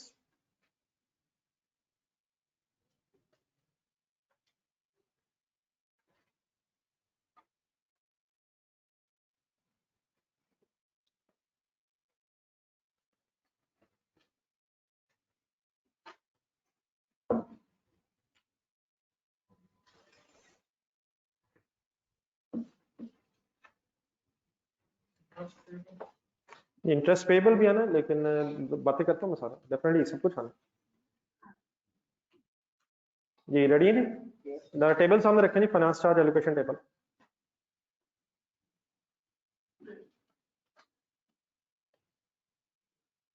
Finance charge allocation table. अब यकीनन इस केस में ना कुछ इंटरेस्ट पेबल भी शायद आना है, लेकिन चीजें मिक्सअप करने की बजाय अलग-अलग सोचिएगा हमेशा। पहले प्रिंसिपल का डिसीजन ले लें, प्रिंसिपल का जब डिसीजन हो जाएगा उसके बाद फिर इंटरेस्ट पेबल का सोच लेंगे। तो अलग-अलग कंडीशन। रेडी सारे? अब रेलिवेंट ईयर्स हमारे हैं 2006 एंड कंपैरेटिव ईयर 2005। तो हम जरा तरतीब से चलते हैं, मीन 2005 पहले डिस्कस कर लेते हैं, फिर 2006 पे आ जाते हैं। पहला स्टेप क्या बताया था मैंने, कुछ बताएगा? ढूंढ के बताएंगे what is the closing balance as on 31 दिसंबर 2005। अब समटाइम्स ये पॉसिबल है कि अकाउंटिंग डिफरेंट हो और लीज के डेट्स डिफरेंट हो, तो फिर जरा कंसंट्रेशन से शायद ये टेबल पढ़ना पड़ेगा। मैंने सवाल क्या पूछा आपसे, what is the closing balance as on 31 December 2005। Accounting सारी अकाउंटिंग ईयर के एंगल से होनी है, तो 31 दिसंबर 2005 अगर ज़हन में रख के टेबल पढ़ेंगे तो मेरा तो ख्याल है क्लोजिंग बैलेंस 160525 है। ये कब होगा? ये तो 28 फरवरी वाले दिन जब 2006 में जाके फर्स्ट रेंटल पे होगा, तो फिर ये लायबिलिटी 160525 होगी। अब जरा दोबारा गौर से सुने मेरी बात।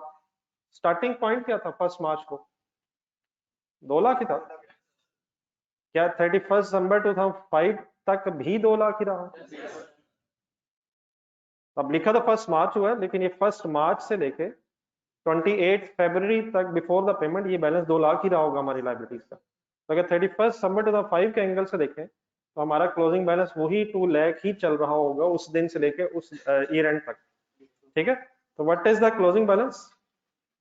2 लाख ही है। कब हो गया था और कब तक एज इट इज रहा होगा? फर्स्ट मार्च को हो गया था, 31 मार्च तक उनकी कोई पेमेंट ही नहीं हुई, तो हमारी लाइबिलिटी 2 लाख ही रही होगी। अपनी एंट्रीज देखें जरा फर्स्ट ईयर की। फर्स्ट ईयर की एंट्रीज अभी लिखी आपने। फर्स्ट एंट्री में अपनी लाइबिलिटी कितने से क्रेडिट की, और फर्स्ट ईयर में कोई लाइबिलिटी डेबिट नहीं किया। तो लाइबिलिटी का जरा लेजर बनाए जहन में, बन सकता? Ledger ledger 2 lakh credit figure आ रही होगी, और वही क्लोजिंग बैलेंस ऑफ लाइबिलिटी भी होगा। लेकिन अब वो जो क्लोजिंग बैलेंस है उसने करंट और नॉन करंट में ब्रेक होकर स्टेटमेंट ऑफ फाइनेंशियल पोजीशन में आना है। तो इंशाल्लाह वो इशू नहीं है, मेन इशू यही कि क्लोजिंग बैलेंस क्या है। 2 लाख समझ आ गया सबको? तो बाकी ढूंढने नहीं, आपको क्या नजर आ रहा है? What is current current liability? Next principle ढूंढ लेंगे आप 39745, और what should be the non current liability? अगली 3 फिगर्स प्लस भी हो सकती हैं, प्लस भी हो सकती हैं, ऑल्टरनेटिवली डिफरेंट टाइम वेस्टिंग है। अगर हमें बात समझ आ गई है तो ये करंट लायबिलिटी हो जाएगी 39475, और इसके सामने जो रिमेनिंग बैलेंस रह गया वो फिर नॉन करंट लायबिलिटीज में फिर हो जाएगा। देखेंगे आप अपने हाथ से, मैं फिर बाद में लिखता हूँ। नेक्स्ट चेक सामने रखें, और अगर बोर्ड से देख के लिखना तो बोर्ड पे नजर आ रहा जी। ऑनलाइन स्टूडेंट्स आपको समझ आ जाएगा current non current closing balance?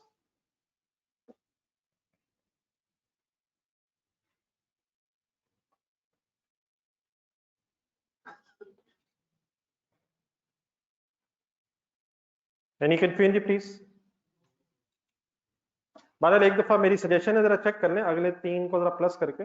वैसे तो ये टेबल बना ही इस तरह हुआ है कि जो नेक्स्ट फिगर है उनका सम ही आ रहा होगा, लेकिन एक दफा जरा कंफर्टेबल हो जाए। जो नेक्स्ट 3 फिगर्स हैं जो नॉन करंट लायबिलिटीज में हम ले रहे हैं, वो उसका सम वही बनता है जो 10160,525 नजर आ रहा है।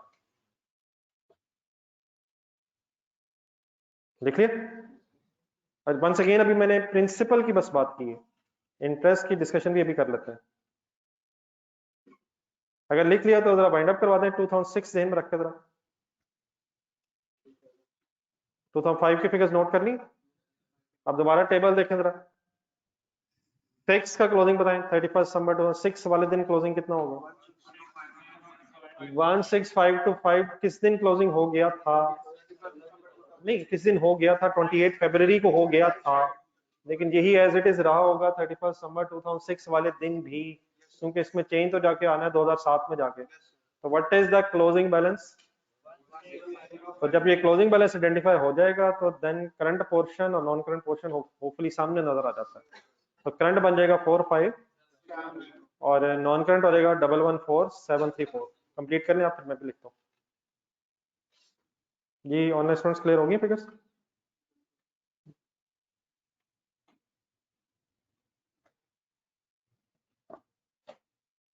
तो what is the first step? पहला काम क्या है? हाँ जी, क्लोजिंग अगर मिल जाएगा तो फिर नेक्स्ट 12 मंथ्स और आफ्टर 12 मंथ्स की फिगर्स ढूंढनी है आपने। जी जरा मुझे अब फिगर्स बताएंगे जरा, 2005 की क्या थी?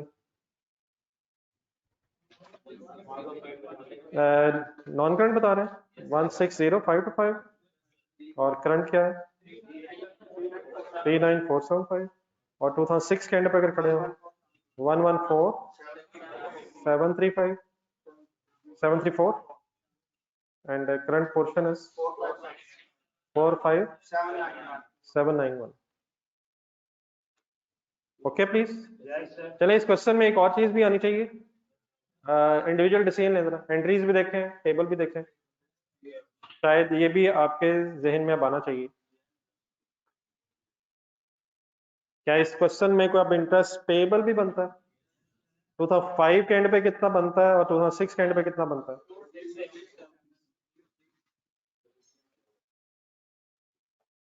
एंट्रीज में भी है वैसे तो, नजर आएगा आपको। क्वेश्चन नंबर 1 में क्यों पेबल नहीं था? वहां जैसे ही इंटरेस्ट एक्सपेंस ड्यू हुआ उसी साल में ही पे हो गया। यहाँ ड्यू हो रहा है डिफरेंट ईयर में और पे हो रहा है फिर नेक्स्ट ईयर में जाके, जो 10 मंथ्स का बनता मसला। तो 2005 के एंड पे पेबल था तो 6667 चले, और 2006 के एंड पे है। अच्छा, क्या 2006 में ये 26,667 पे हो गया था? तो फिर वो जो पे रह गया वो दोबारा वही वाला रहेगा जो नेक्स्ट 10 मंथ्स का था। ठीक है। अच्छा, ये इंटरेस्ट पेबल हम करंट पे क्यों लिख रहे हैं? 2005 वाला जो था इसने 6 में पे होना था और 6 वाला जो इसने 7 में पे होना, तो इसे इसने सारा क्योंकि नेक्स्ट 12 मंथ्स में सेटल हो जाना, तो देयरफॉर ये 100% करंट लायबिलिटी ही है। आई होप कि क्लियर हो गया ये। लास्ट रिक्वायरमेंट देखें, ये बनाए जरा profit loss extract, statement of comprehensive income extract. जी ऑनलाइन स्टूडेंट्स ओके प्लीज।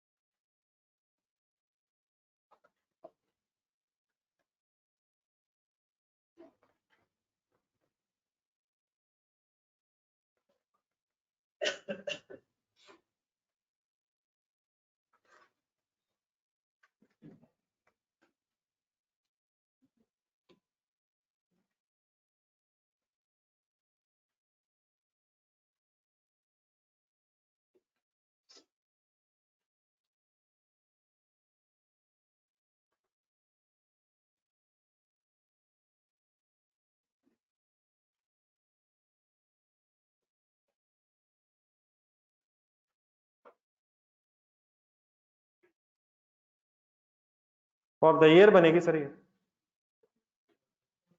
तो depreciation 41,667 and 50,000 respectively. Interest expense में एक गलती कर सकते हैं आप, जरा गौर से देखिएगा। 2005 का इंटरेस्ट एक्सपेंस है तो 667 और 6 का है 21,403।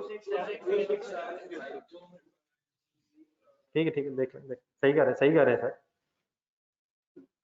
इंटरेस्ट एक्सपेंस जो 2006 में है वो शायद दो फिगर्स ने प्लस होना, पहले 2 महीनों का इंटरेस्ट भी है और फिर नेक्स्ट 12 मंथ्स का इंटरेस्ट भी है।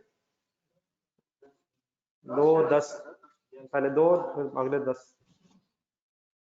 एक्सपेंस फॉर द ईयर लिखना ना आपने।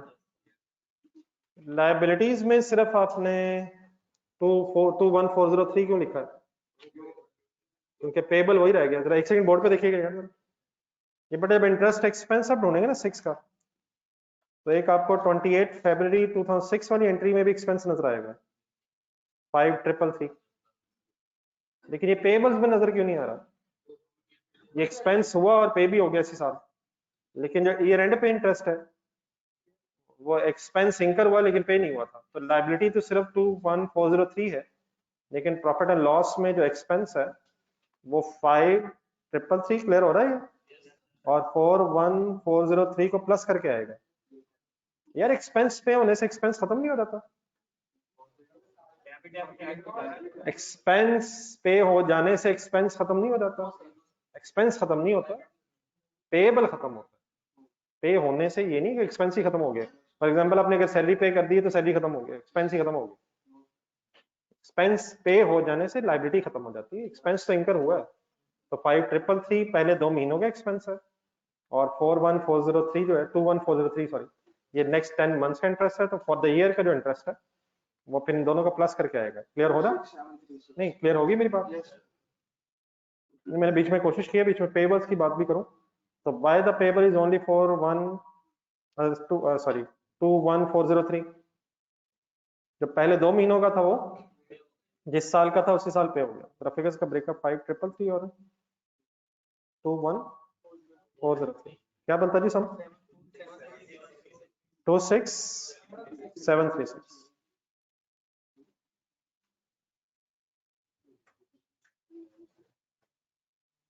चलें जी, आई होप के बात क्लियर होगी। एनी कंफ्यूजन ये ऑनलाइन स्टूडेंट्स? दोनों एक्सपेंस ही हैं।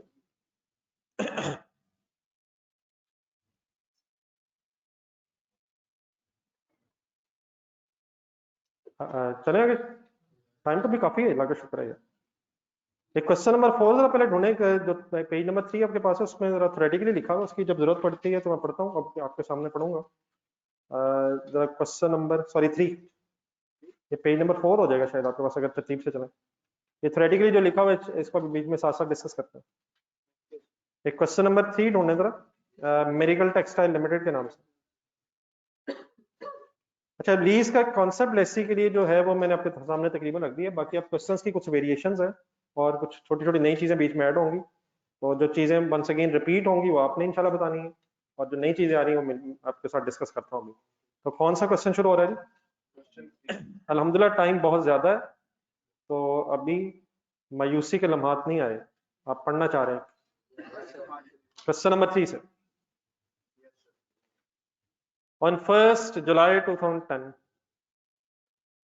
Miracle Textiles Limited MTL उसकी एब्रिविएशन उसने बना दी, acquired a machine on lease from a bank।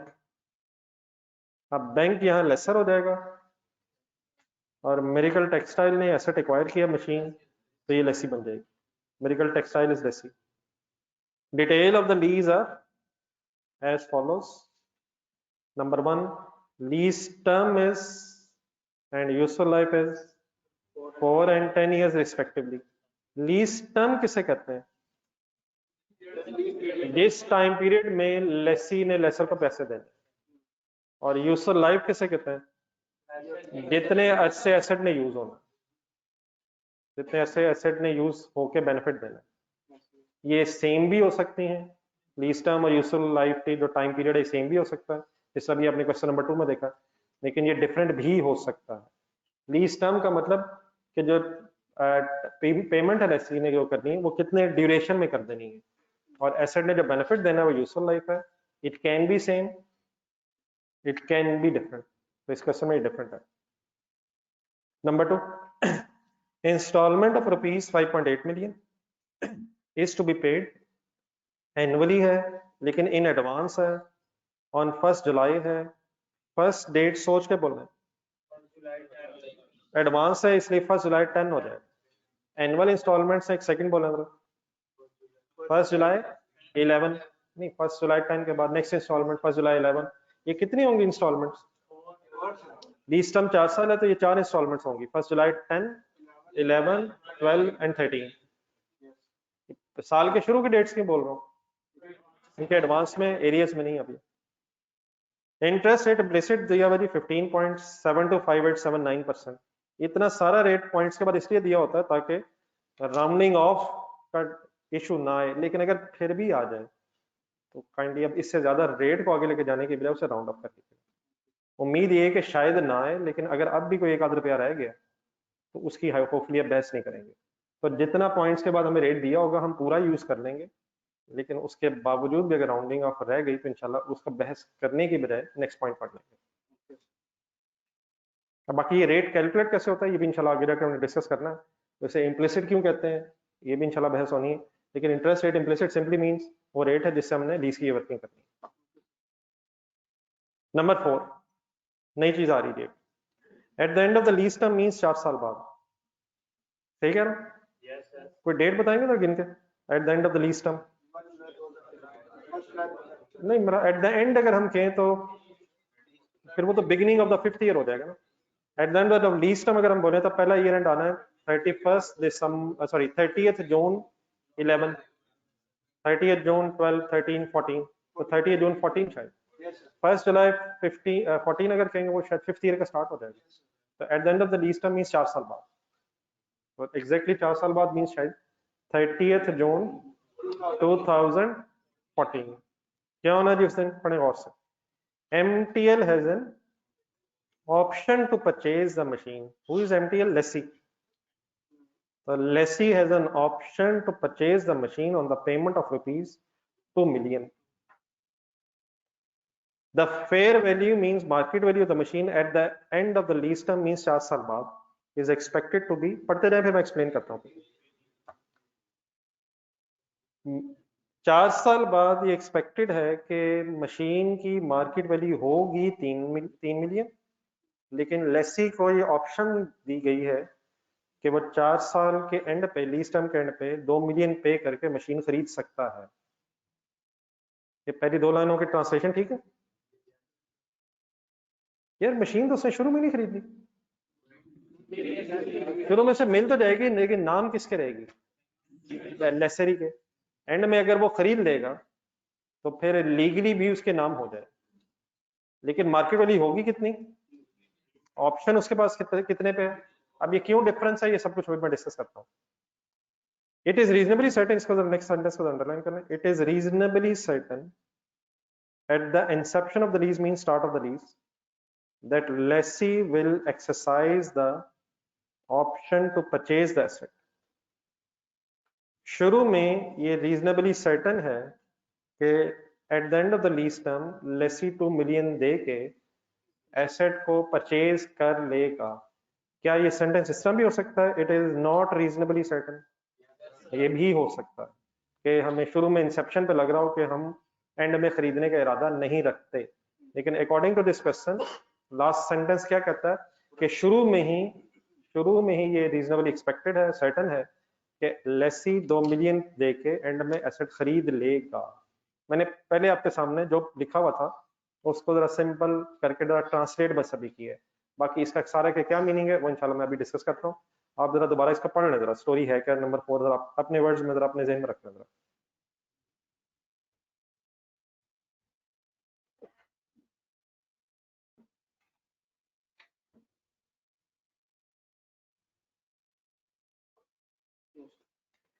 इससे पहले कि मैं ये एक्सप्लेन करूं, मेरा ख्याल है कि पहले हम वो रिवाइज करें जो हमें यहां तक पहले पता है। लीज के कॉन्टेक्स्ट में, लीज के एग्रीमेंट में 2 पार्टीज इन्वॉल्व हैं, लेसर एंड लेसी। शुरू में एसेट खरीदता कौन है? लेसर, और उसी के एसेट नाम होता है, लेसर ही के एसेट नाम भी होता है, लेसर ही के नाम एसेट होता है। लेकिन एसेट हैंडओवर किसे हो जाता है? शुरू में हैंडओवर हो जाता है मींस लेसी को, वो इस्तेमाल फिर लेसी करता है, उससे बेनिफिट्स लेता है। Eight the end of the lease term हो सकता है फिर लीगल ओनरशिप भी लेसर से लेसी को ट्रांसफर होनी हो। अब ये बेटा जो लीज का एग्रीमेंट है इसमें सारी टर्म्स एंड कंडीशन शुरू में ही डिसाइड हो जाती हैं, और शुरू में भी ये डिसाइड हो जाता है कि लेसी ने एंड में लीगल ओनरशिप लेनी है या नहीं लेनी, और अगर लेनी है तो फिर कुछ पैसे देने हैं या नहीं देने हैं। इसको एक्सप्लेन करने से पहले मैं चाहूंगा जरा क्वेश्चन नंबर 1 पे जरा हम वापस जाएं। जरा क्वेश्चन नंबर 1 में जो डाटा पढ़ा था, क्वेश्चन नंबर 1 में भी एक लास्ट लाइन आई थी, ownership of the asset is expected to be transferred to the lessee at the end of the lease term. पहली चीज तो ये क्लियर करें दोबारा कि ये कौन सी ओनरशिप की बहस हो रही है। देखो फिजिकल पोजेशन की बहस नहीं हो रही, फिजिकल पोजेशन तो लीज के केस में शुरू में ही लेसी को मिल जानी है। तो eight the end of the lease term जो ओनरशिप ट्रांसफर होनी है, इसका मतलब लीगली भी एसेट लेसी के नाम हो जाना है।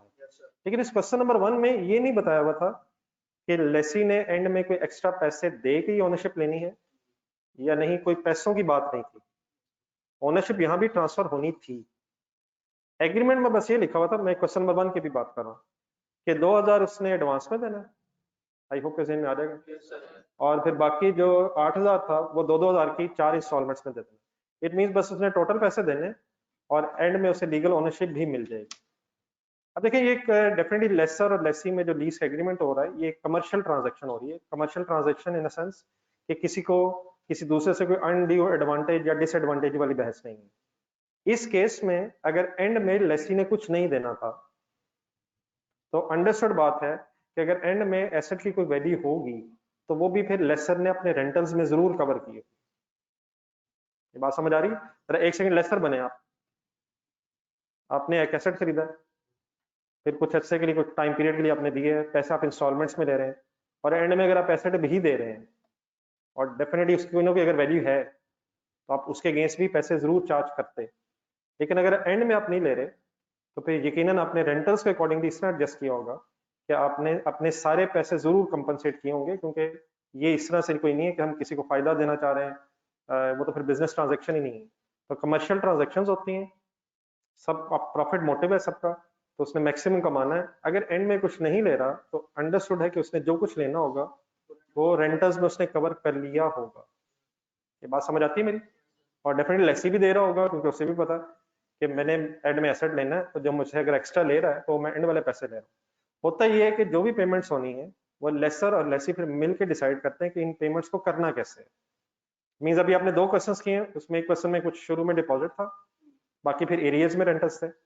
जब क्वेश्चन नंबर 2 हमने पढ़ा तो डिपॉजिट कुछ भी नहीं था, सिर्फ रेंटल्स ही थे। तो लेसी और लेसर फिर आपस में निगोशिएट करते हैं, और लेसी फिर चाहता ये है कि उससे जरा रिलैक्सेशन जरा ज्यादा मिल जाए, लीज टर्म ज्यादा हो जाए, लेकिन फिर मिलजुल के डिसाइड होता है कि एडवांस होगा या नहीं, रेंटल्स एरियर में है या एडवांस में है, तो अकॉर्डिंगली सारा एग्रीमेंट में पहले से स्पेसिफाइड होता है। तो क्वेश्चन नंबर 1 में ओनरशिप ट्रांसफर हो रही थी, लेकिन हमें अगर ये इन्फॉर्मेशन नहीं थी कि पेमेंट हो रही है एंड में, तो इट मींस अंडरस्टूड वो फिर रेंटल्स में ऑटोमेटिकली कवर हो गया होगा। यहाँ तक बात मेरी समझ आती? लेकिन आप ये सारी बातें ज़हन में रखते जरा क्वेश्चन नंबर 3 पे आए। क्वेश्चन नंबर 3 में अब सिचुएशन क्या है? पॉइंट नंबर 2 में जाए, क्या कोई रेंटल्स देने उसमें? अब 5.8 मिलियन के according to this question 4 annual rentals बनते हैं और वो एडवांस में बन रहे हैं।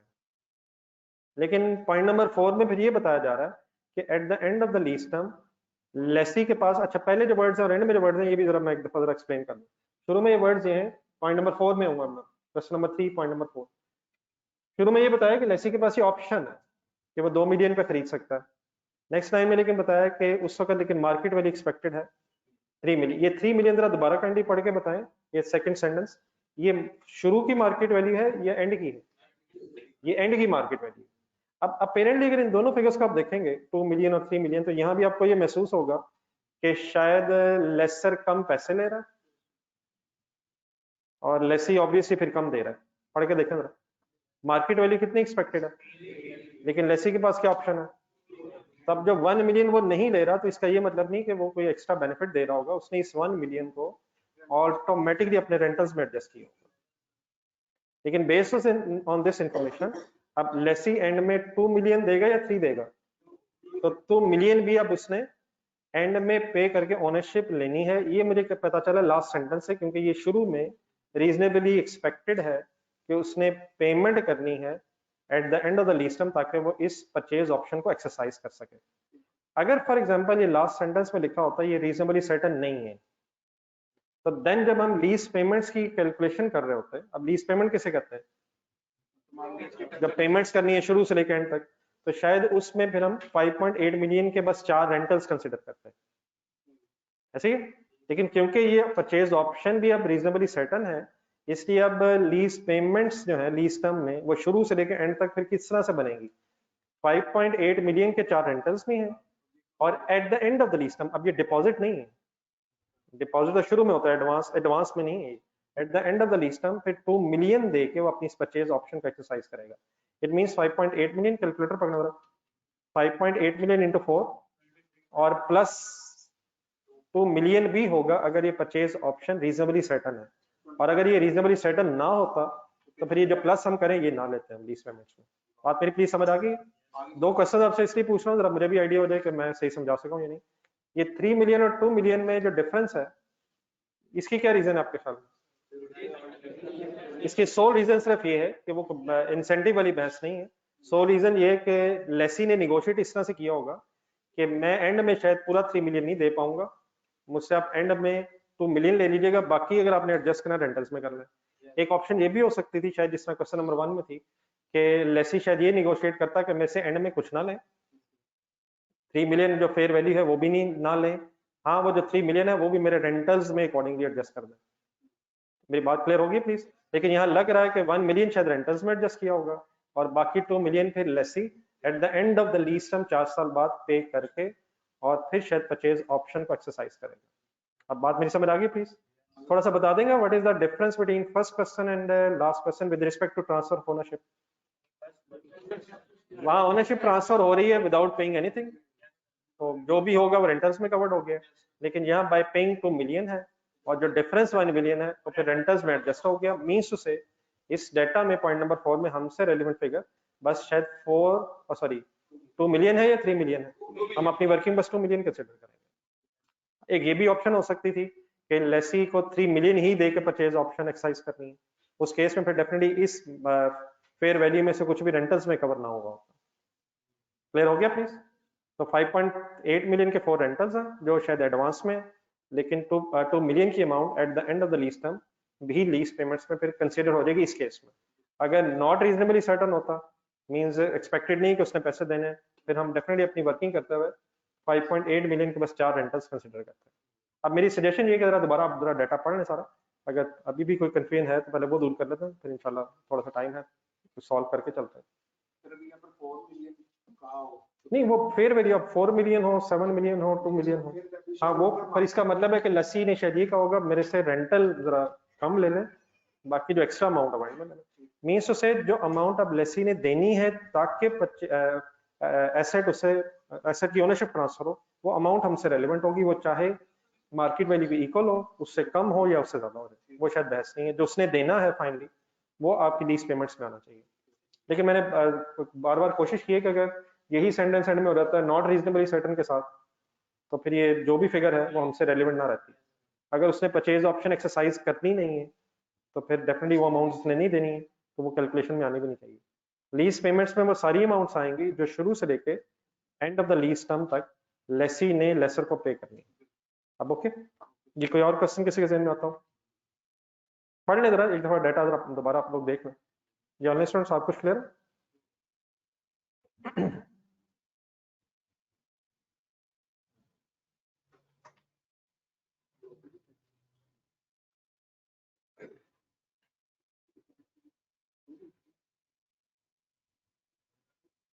चलिए फिर क्वेश्चन स्टार्ट कर लो। चले, लास्ट एक लाइन रह गई। MTL depreciates the machine on a straight line basis, फिलहाल रेजिडुअल वैल्यू चल रही है। चलिए रिक्वायरमेंट एक जनरल एंट्रीज आपने करनी है 2011, 12 और 13, 30 जून ईयर एंड है। आए बिस्मिल्लाह पढ़ो।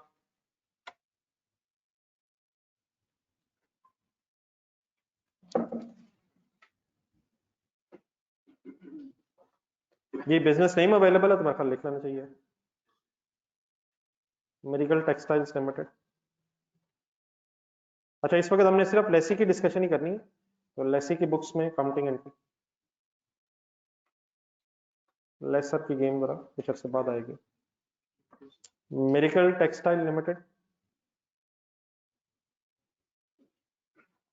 ये सारे जितनी लीज पेमेंट्स होंगी उन सबकी प्रेजेंट वैल्यू लेंगे। अभी लेते हैं फिगर्स, अब परेशान ना हो। एवरीथिंग इज सेम जो आपको पता। जनरल एंट्रीज,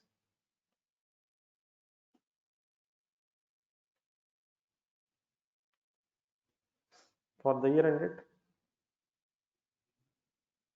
30th जून 2011 है पहले। चलिए फर्स्ट ईयर के शुरू करें।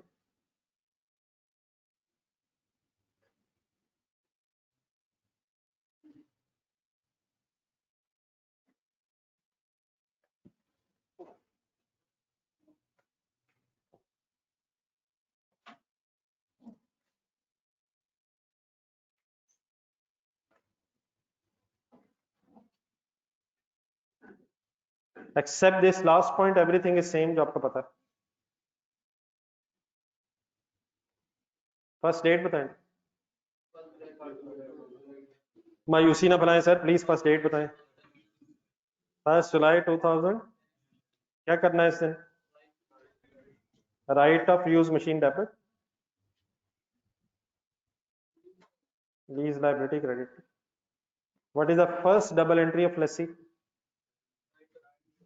Right of use debit, lease liability credit, किस अमाउंट पे? हाँ बस इस तरह की चीजें फाइनल करें बस।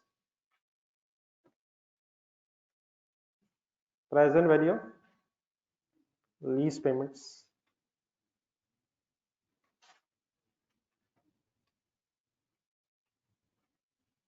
अब यहाँ जरा कैंडी वर्किंग पहले आपने करवानी है, इकट्ठे हो जाए।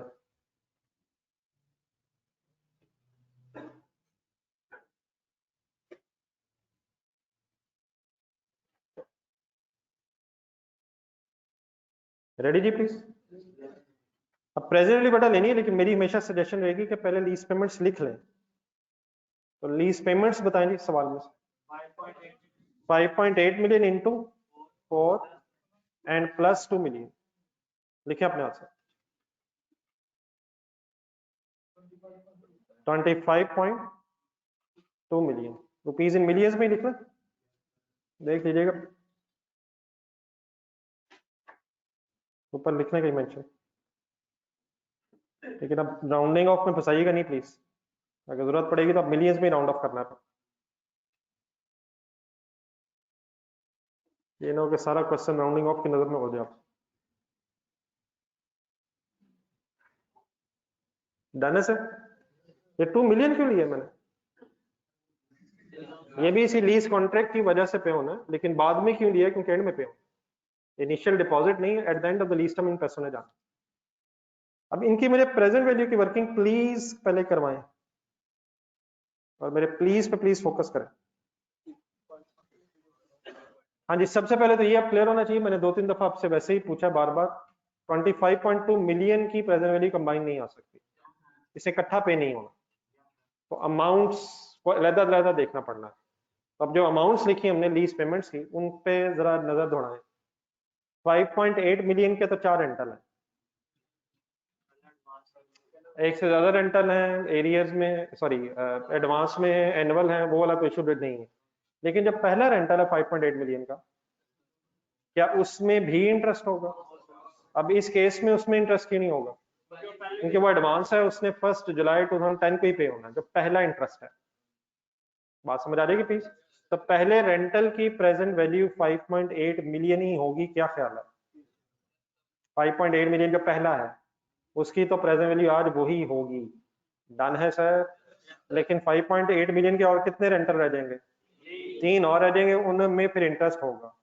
तो प्लस 5.8 मिलियन, एन्यूटी का लग जाएगा फार्मूला, 1 माइनस 1 प्लस, अब पूरा रेट लिखवाएं जरा जो भी है, 0.157287 डन है। माइनस कंसंट्रेट बेटा प्लीज बाद में देख के लिख लीजिएगा क्या हो गया। तो नहीं रेट ठीक हो गया।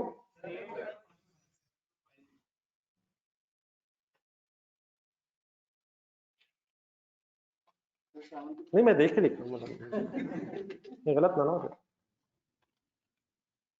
1.15725879, ठीक हो गया जी। माइनस बताना है, वो -4 ही है। ये क्वेश्चन नंबर 2 में तो -4 की है। एरियज में रेंटल थे, चारों में इंटरेस्ट था, लेकिन यहाँ फर्स्ट रेंटल जो है वो एडवांस में है तो वो सेपरेट हो गया हुआ है। बाकी अब 3 रेंटल्स में हमने 3 रेंटल्स की प्रेजेंट वैल्यू कैलकुलेट करनी है। ये ओके प्लीज? तो -3 होती समझ आ जाएगा, डिवाइडेड बाय 0.15725879। यहाँ तक तो बेटा बहस हो गई है, लेकिन मेन चीज अब आई है। यहाँ तक मैंने एक सेकंड बोर्ड पर देखें, 5.8 मिलियन के जो 4 रेंटल्स थे उनकी प्रेजेंट वैल्यू की तो वर्किंग कर ली है, लेकिन जो एंड में 2 मिलियन जाना है, क्या इसकी भी प्रेजेंट वैल्यू आएगी? ये 4 साल बाद जाना है, तो हर साल 2 मिलियन जाना है, एक ही अमाउंट है। तो इस 2 मिलियन के साथ कौन सा फार्मूला लगेगा? डिस्काउंटिंग का क्यों लगेगा? अब एक ही अमाउंट है, एन्युटी कब लगता है? जब एक से ज्यादा हो जाए, फिर वो भी हो जाए, लेकिन एक से ज्यादा कम से कम हो। अब 2 मिलियन एक ही दफा अमाउंट है eight the end of the lease term, तो डिस्काउंटिंग का फॉर्मूला लगा 1 + 0.15725879। इसको छोड़े, अल्हम्दुलिल्लाह मैंने लिख दिया है। माइनस बताना है अब आपको। अब यहाँ 3 क्यों है, वहां 4 क्यों है? नहीं, यहाँ 3 फिर क्यों है? एक अलहदा हो गया था तो फिर 3 रेंटल्स रह गए थे। तो यहाँ असल में रेंटल्स है शायद जिनमें इंटरेस्ट है, और वहां वो 4 साल बाद जो अमाउंट है उसका फिर -4 करके आंसर है। अब क्लियर हो गया प्लीज? अब नोट करें, और कोई नहीं, खुला खुला एक्सप्लेन करें, पूरी लाइन यूज कीजिएगा। बीच में अगर जरूरत पड़े तो जाने दें, जिधर जाता है, तो ऐसे परेशान ना होइएगा बीच में कहीं रोक के। प्रॉपर वर्किंग एक्सप्लेन करें जी। ऑनलाइन स्टूडेंट्स आपको समझ आ गया? और फिर ये जो भी पूरा आंसर है फाइनली मुझे को बताइए।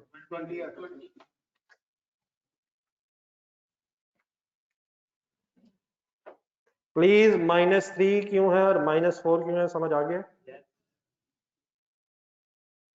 अगर ये रेंटल्स भी एरियर्स में होते तो 5.8 मिलियन के साथ फिर -4 की आता है एन्युटी में।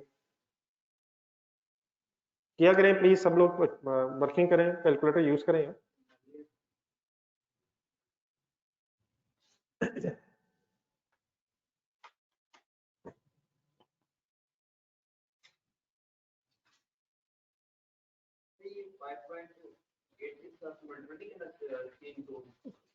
सब क्या करें, जाने दें सर, जाने दें। फर्स्ट डे आपका, फर्स्ट डे है ना, काइंडली कल और परसों वाला रिवाइज करना चाहते हैं, इस तरह नहीं, फिर ये क्लियर होगा। जब एन्युटी का फॉर्मूला लगना है तो अपने अमाउंट ऑफ इंस्टॉलमेंट उठानी है, लेकिन यही काम तो अभी क्वेश्चन नंबर 2 में भी हुआ, लेकिन ये मैंने बातें कुछ मेरे ख्याल परसों शायद की थी, कल तो एक सेकंड जरा कल और परसों वाला रिवाइज कीजिएगा। लेकिन ये क्वेश्चन नंबर 2 में जरा देखें, वहां भी मैंने एक इंस्टॉलमेंट ली है अभी, वो तो किया हमने आज 71475 की जब मैंने प्रेजेंट वैल्यू ली है। तो एन्युटी का जब फॉर्मूला लेना है तो अपने सारे रेंटल्स इकट्ठे नहीं करने, सिर्फ एक रेंटल ले लेना, बाकी वो 3 है या 4 है वो फिर -3 -4 करके हैं। लेकिन अगर कभी क्लास रह जाए बेटा तो प्लीज काइंडली ले लिया करें, वरना फिर ये छोटी छोटी कंफ्यूजन ही खराब कर देती है। वहां भी ऐसे किया, क्योंकि उसमें 4 थी। देखें वहां देख लेना, देखें वहां 5 अमाउंट्स हो गई थी, 2000 की 5 टोटल अमाउंट्स हो गई। हाँ जी, एक तो जो डाउन पेमेंट पहले तो होगी, तो डाउन पेमेंट के अलावा फिर 4 थी। यहाँ 4 साल लीज टर्म, तो एक शुरू में है और बाकी फिर 3 रह जाएंगे। तो उसमें और इसमें डिफरेंस ये है कि वहाँ 4 साल लीज टर्म है, लेकिन वहाँ एरियर्स में लीज टर्म है, और एक 2 मिलियन 2000 की अमाउंट शुरू में है, तो एक शुरू में बाकी एंड में 4 है। यहाँ 4 साल है और 4 एनुअल इंस्टॉलमेंट्स। यहाँ पे अब कितनी टोटल होंगी? फर्स्ट ईयर की पेमेंट फर्स्ट ईयर के शुरू में, सेकेंड ईयर की पेमेंट सेकेंड ईयर के शुरू में, थर्ड ईयर की पेमेंट थर्ड ईयर और फोर्थ ईयर की पेमेंट फोर्थ ईयर के शुरू में। वहां क्या हो रहा है, फर्स्ट ईयर की पेमेंट नहीं है, वो एक डाउन पेमेंट है, उसके बाद फर्स्ट ईयर की पेमेंट फर्स्ट ईयर के एंड पे ही है। एक डाउन पेमेंट के बाद फिर फर्स्ट ईयर की पेमेंट फर्स्ट ईयर के एंड पे, सेकंड ईयर की पेमेंट सेकंड थर्ड फोर्थ, तो वहां टोटल 5 होगी फर्स्ट डाउन पेमेंट की वजह से। ये मेरी सजेशन ये कि 5.8 मिलियन को डाउन पेमेंट शायद ना कहा जाए, ये फर्स्ट रेंटल ही एडवांस में पे हो रहा है। अब कह सकते हैं इसे डाउन पेमेंट, लेकिन फिर मेरे ख्याल है उससे तरफ कंफ्यूजन जा रही है। ये फर्स्ट रेंटल शायद एडवांस में, वहाँ रेंटल्स एरियर्स नहीं है क्वेश्चन नंबर 1 में। हाँ, लेकिन उन रेंटल्स के अलावा एक 2000 एडवांस में भी जा रहा है। वहाँ रेंटल एडवांस में नहीं है, वहाँ रेंटल एरियर्स में एक अलग 2000 एडवांस में, यहाँ रेंटल्स ही एडवांस में शुरू हो रहा है। ठीक है जी, फाइनली आंसर बताइएगा। 20 मिलियन पूरा ही आ रहा है सर? चले सर, शुक्र हो जाते हैं। 1919 पॉइंट के बाद लिखवाएंगे 99999। ये अगर कैलकुलेटर खत्म ना होता तो हमारा भी सफा खत्म, हम भी अगले सफे पहुंच जाते। कर दूं प्लीज 20 है ये। What is 20 sir finally? Present value lease payment. आए पहली एंट्री की अमाउंट तो मिल गई है यार। What is the double entry of the Lesi first? Right of use asset debit, lease liability credit at present value of lease payment. Definitely हमें present value चाहिए होती है, लेकिन मैं ये जो लीज पेमेंट्स की वर्किंग इसलिए लिखता हूँ ताकि इन फिगर्स को देख के जरा प्रेजेंट वैल्यू की वर्किंग करना इजी हो जाए। ठीक हो गया? प्लीज एक एंट्री और कर लेते हैं, बाकी फिर टाइम नहीं है। कोई नेक्स्ट एक डेट बताएं, एक हो जानी और। नहीं नहीं 31 नहीं, सेम डेट दोबारा लिखें। क्या फर्स्ट रेंटल एडवांस में नहीं जाना? तो सेम डेट दोबारा लिखें, और मेरा ख्याल है ये एंट्री लिखने में आपको 1 मिनट से भी कम टाइम लगना चाहिए। इसकी एंट्री बनाएगा। फर्स्ट रेंटल जो एडवांस में जाएगा 5.8 मिलियन, उसमें इंटरेस्ट तो नहीं होगा, तो सिंपली उसकी क्या एंट्री हो जाएगी यार? Lease liability debit and cash credit. बस इसका बेटा एक सीक्वेंस डेवलप करना आपने यार। एसेट हमने रिकॉर्ड किया और फर्स्ट रेंटल एडवांस में, तो फिगर आ जाएगी 5.8 मिलियन। अब ये फर्स्ट रेंटल क्योंकि एडवांस में ही है, इसलिए ये सारा प्रिंसिपल ही होगा। डन है प्लीज? इसके बाद अभी लिख देंगे तो नहीं, लेकिन आपको जेन में लाएंगे। और क्या दो एंट्रीज होनी है इस साल? जरा दो होनी है वैसे। ईयर एंड पे डेप्रिसिएशन आएगी। अच्छा, अगले रेंटल की डेट क्या है? नेक्स्ट रेंटल की डेट क्या है? 1 जुलाई 11। वो तो हमारी ईयर में नहीं आएगी, लेकिन शायद उस रेंटल में जो इंटरेस्ट होगा वो उसी तरह अक्रू होगा शायद जिस तरह क्वेश्चन नंबर 2 में। ठीक है, तो आज मैं होमवर्क अभी भी नहीं दे सकूंगा क्योंकि ये जरा क्वेश्चन नंबर 3 कंप्लीट हो जाए। इंशाल्लाह कल से फिर होमवर्क भी दूंगा। आज जरा ये जितना हो गया हुआ, तो क्वेश्चन नंबर 1 2 तक ये अगर सही तरह रिवाइज हो जाए, उसी के बेस पे नेक्स्ट डिस्कशन है। ठीक है, किसी का अगर कोई पिछला रहता है काइंडली कंप्लीट कर लें ताकि साथ मिल जाए मेरे। थैंक यू जी, थैंक यू फॉर कमिंग। वो इंशाल्लाह कल डिस्कस करेंगे, मैंने इसलिए लिखी नहीं अभी। 4 साल पे लेंगे या 10 साल पे लेंगे, ये भी इंशाल्लाह कल बहस करेंगे।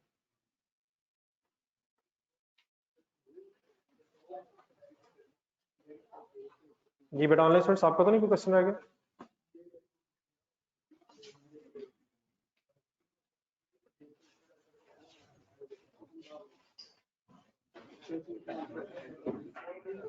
अल्लाह हाफ़िज़।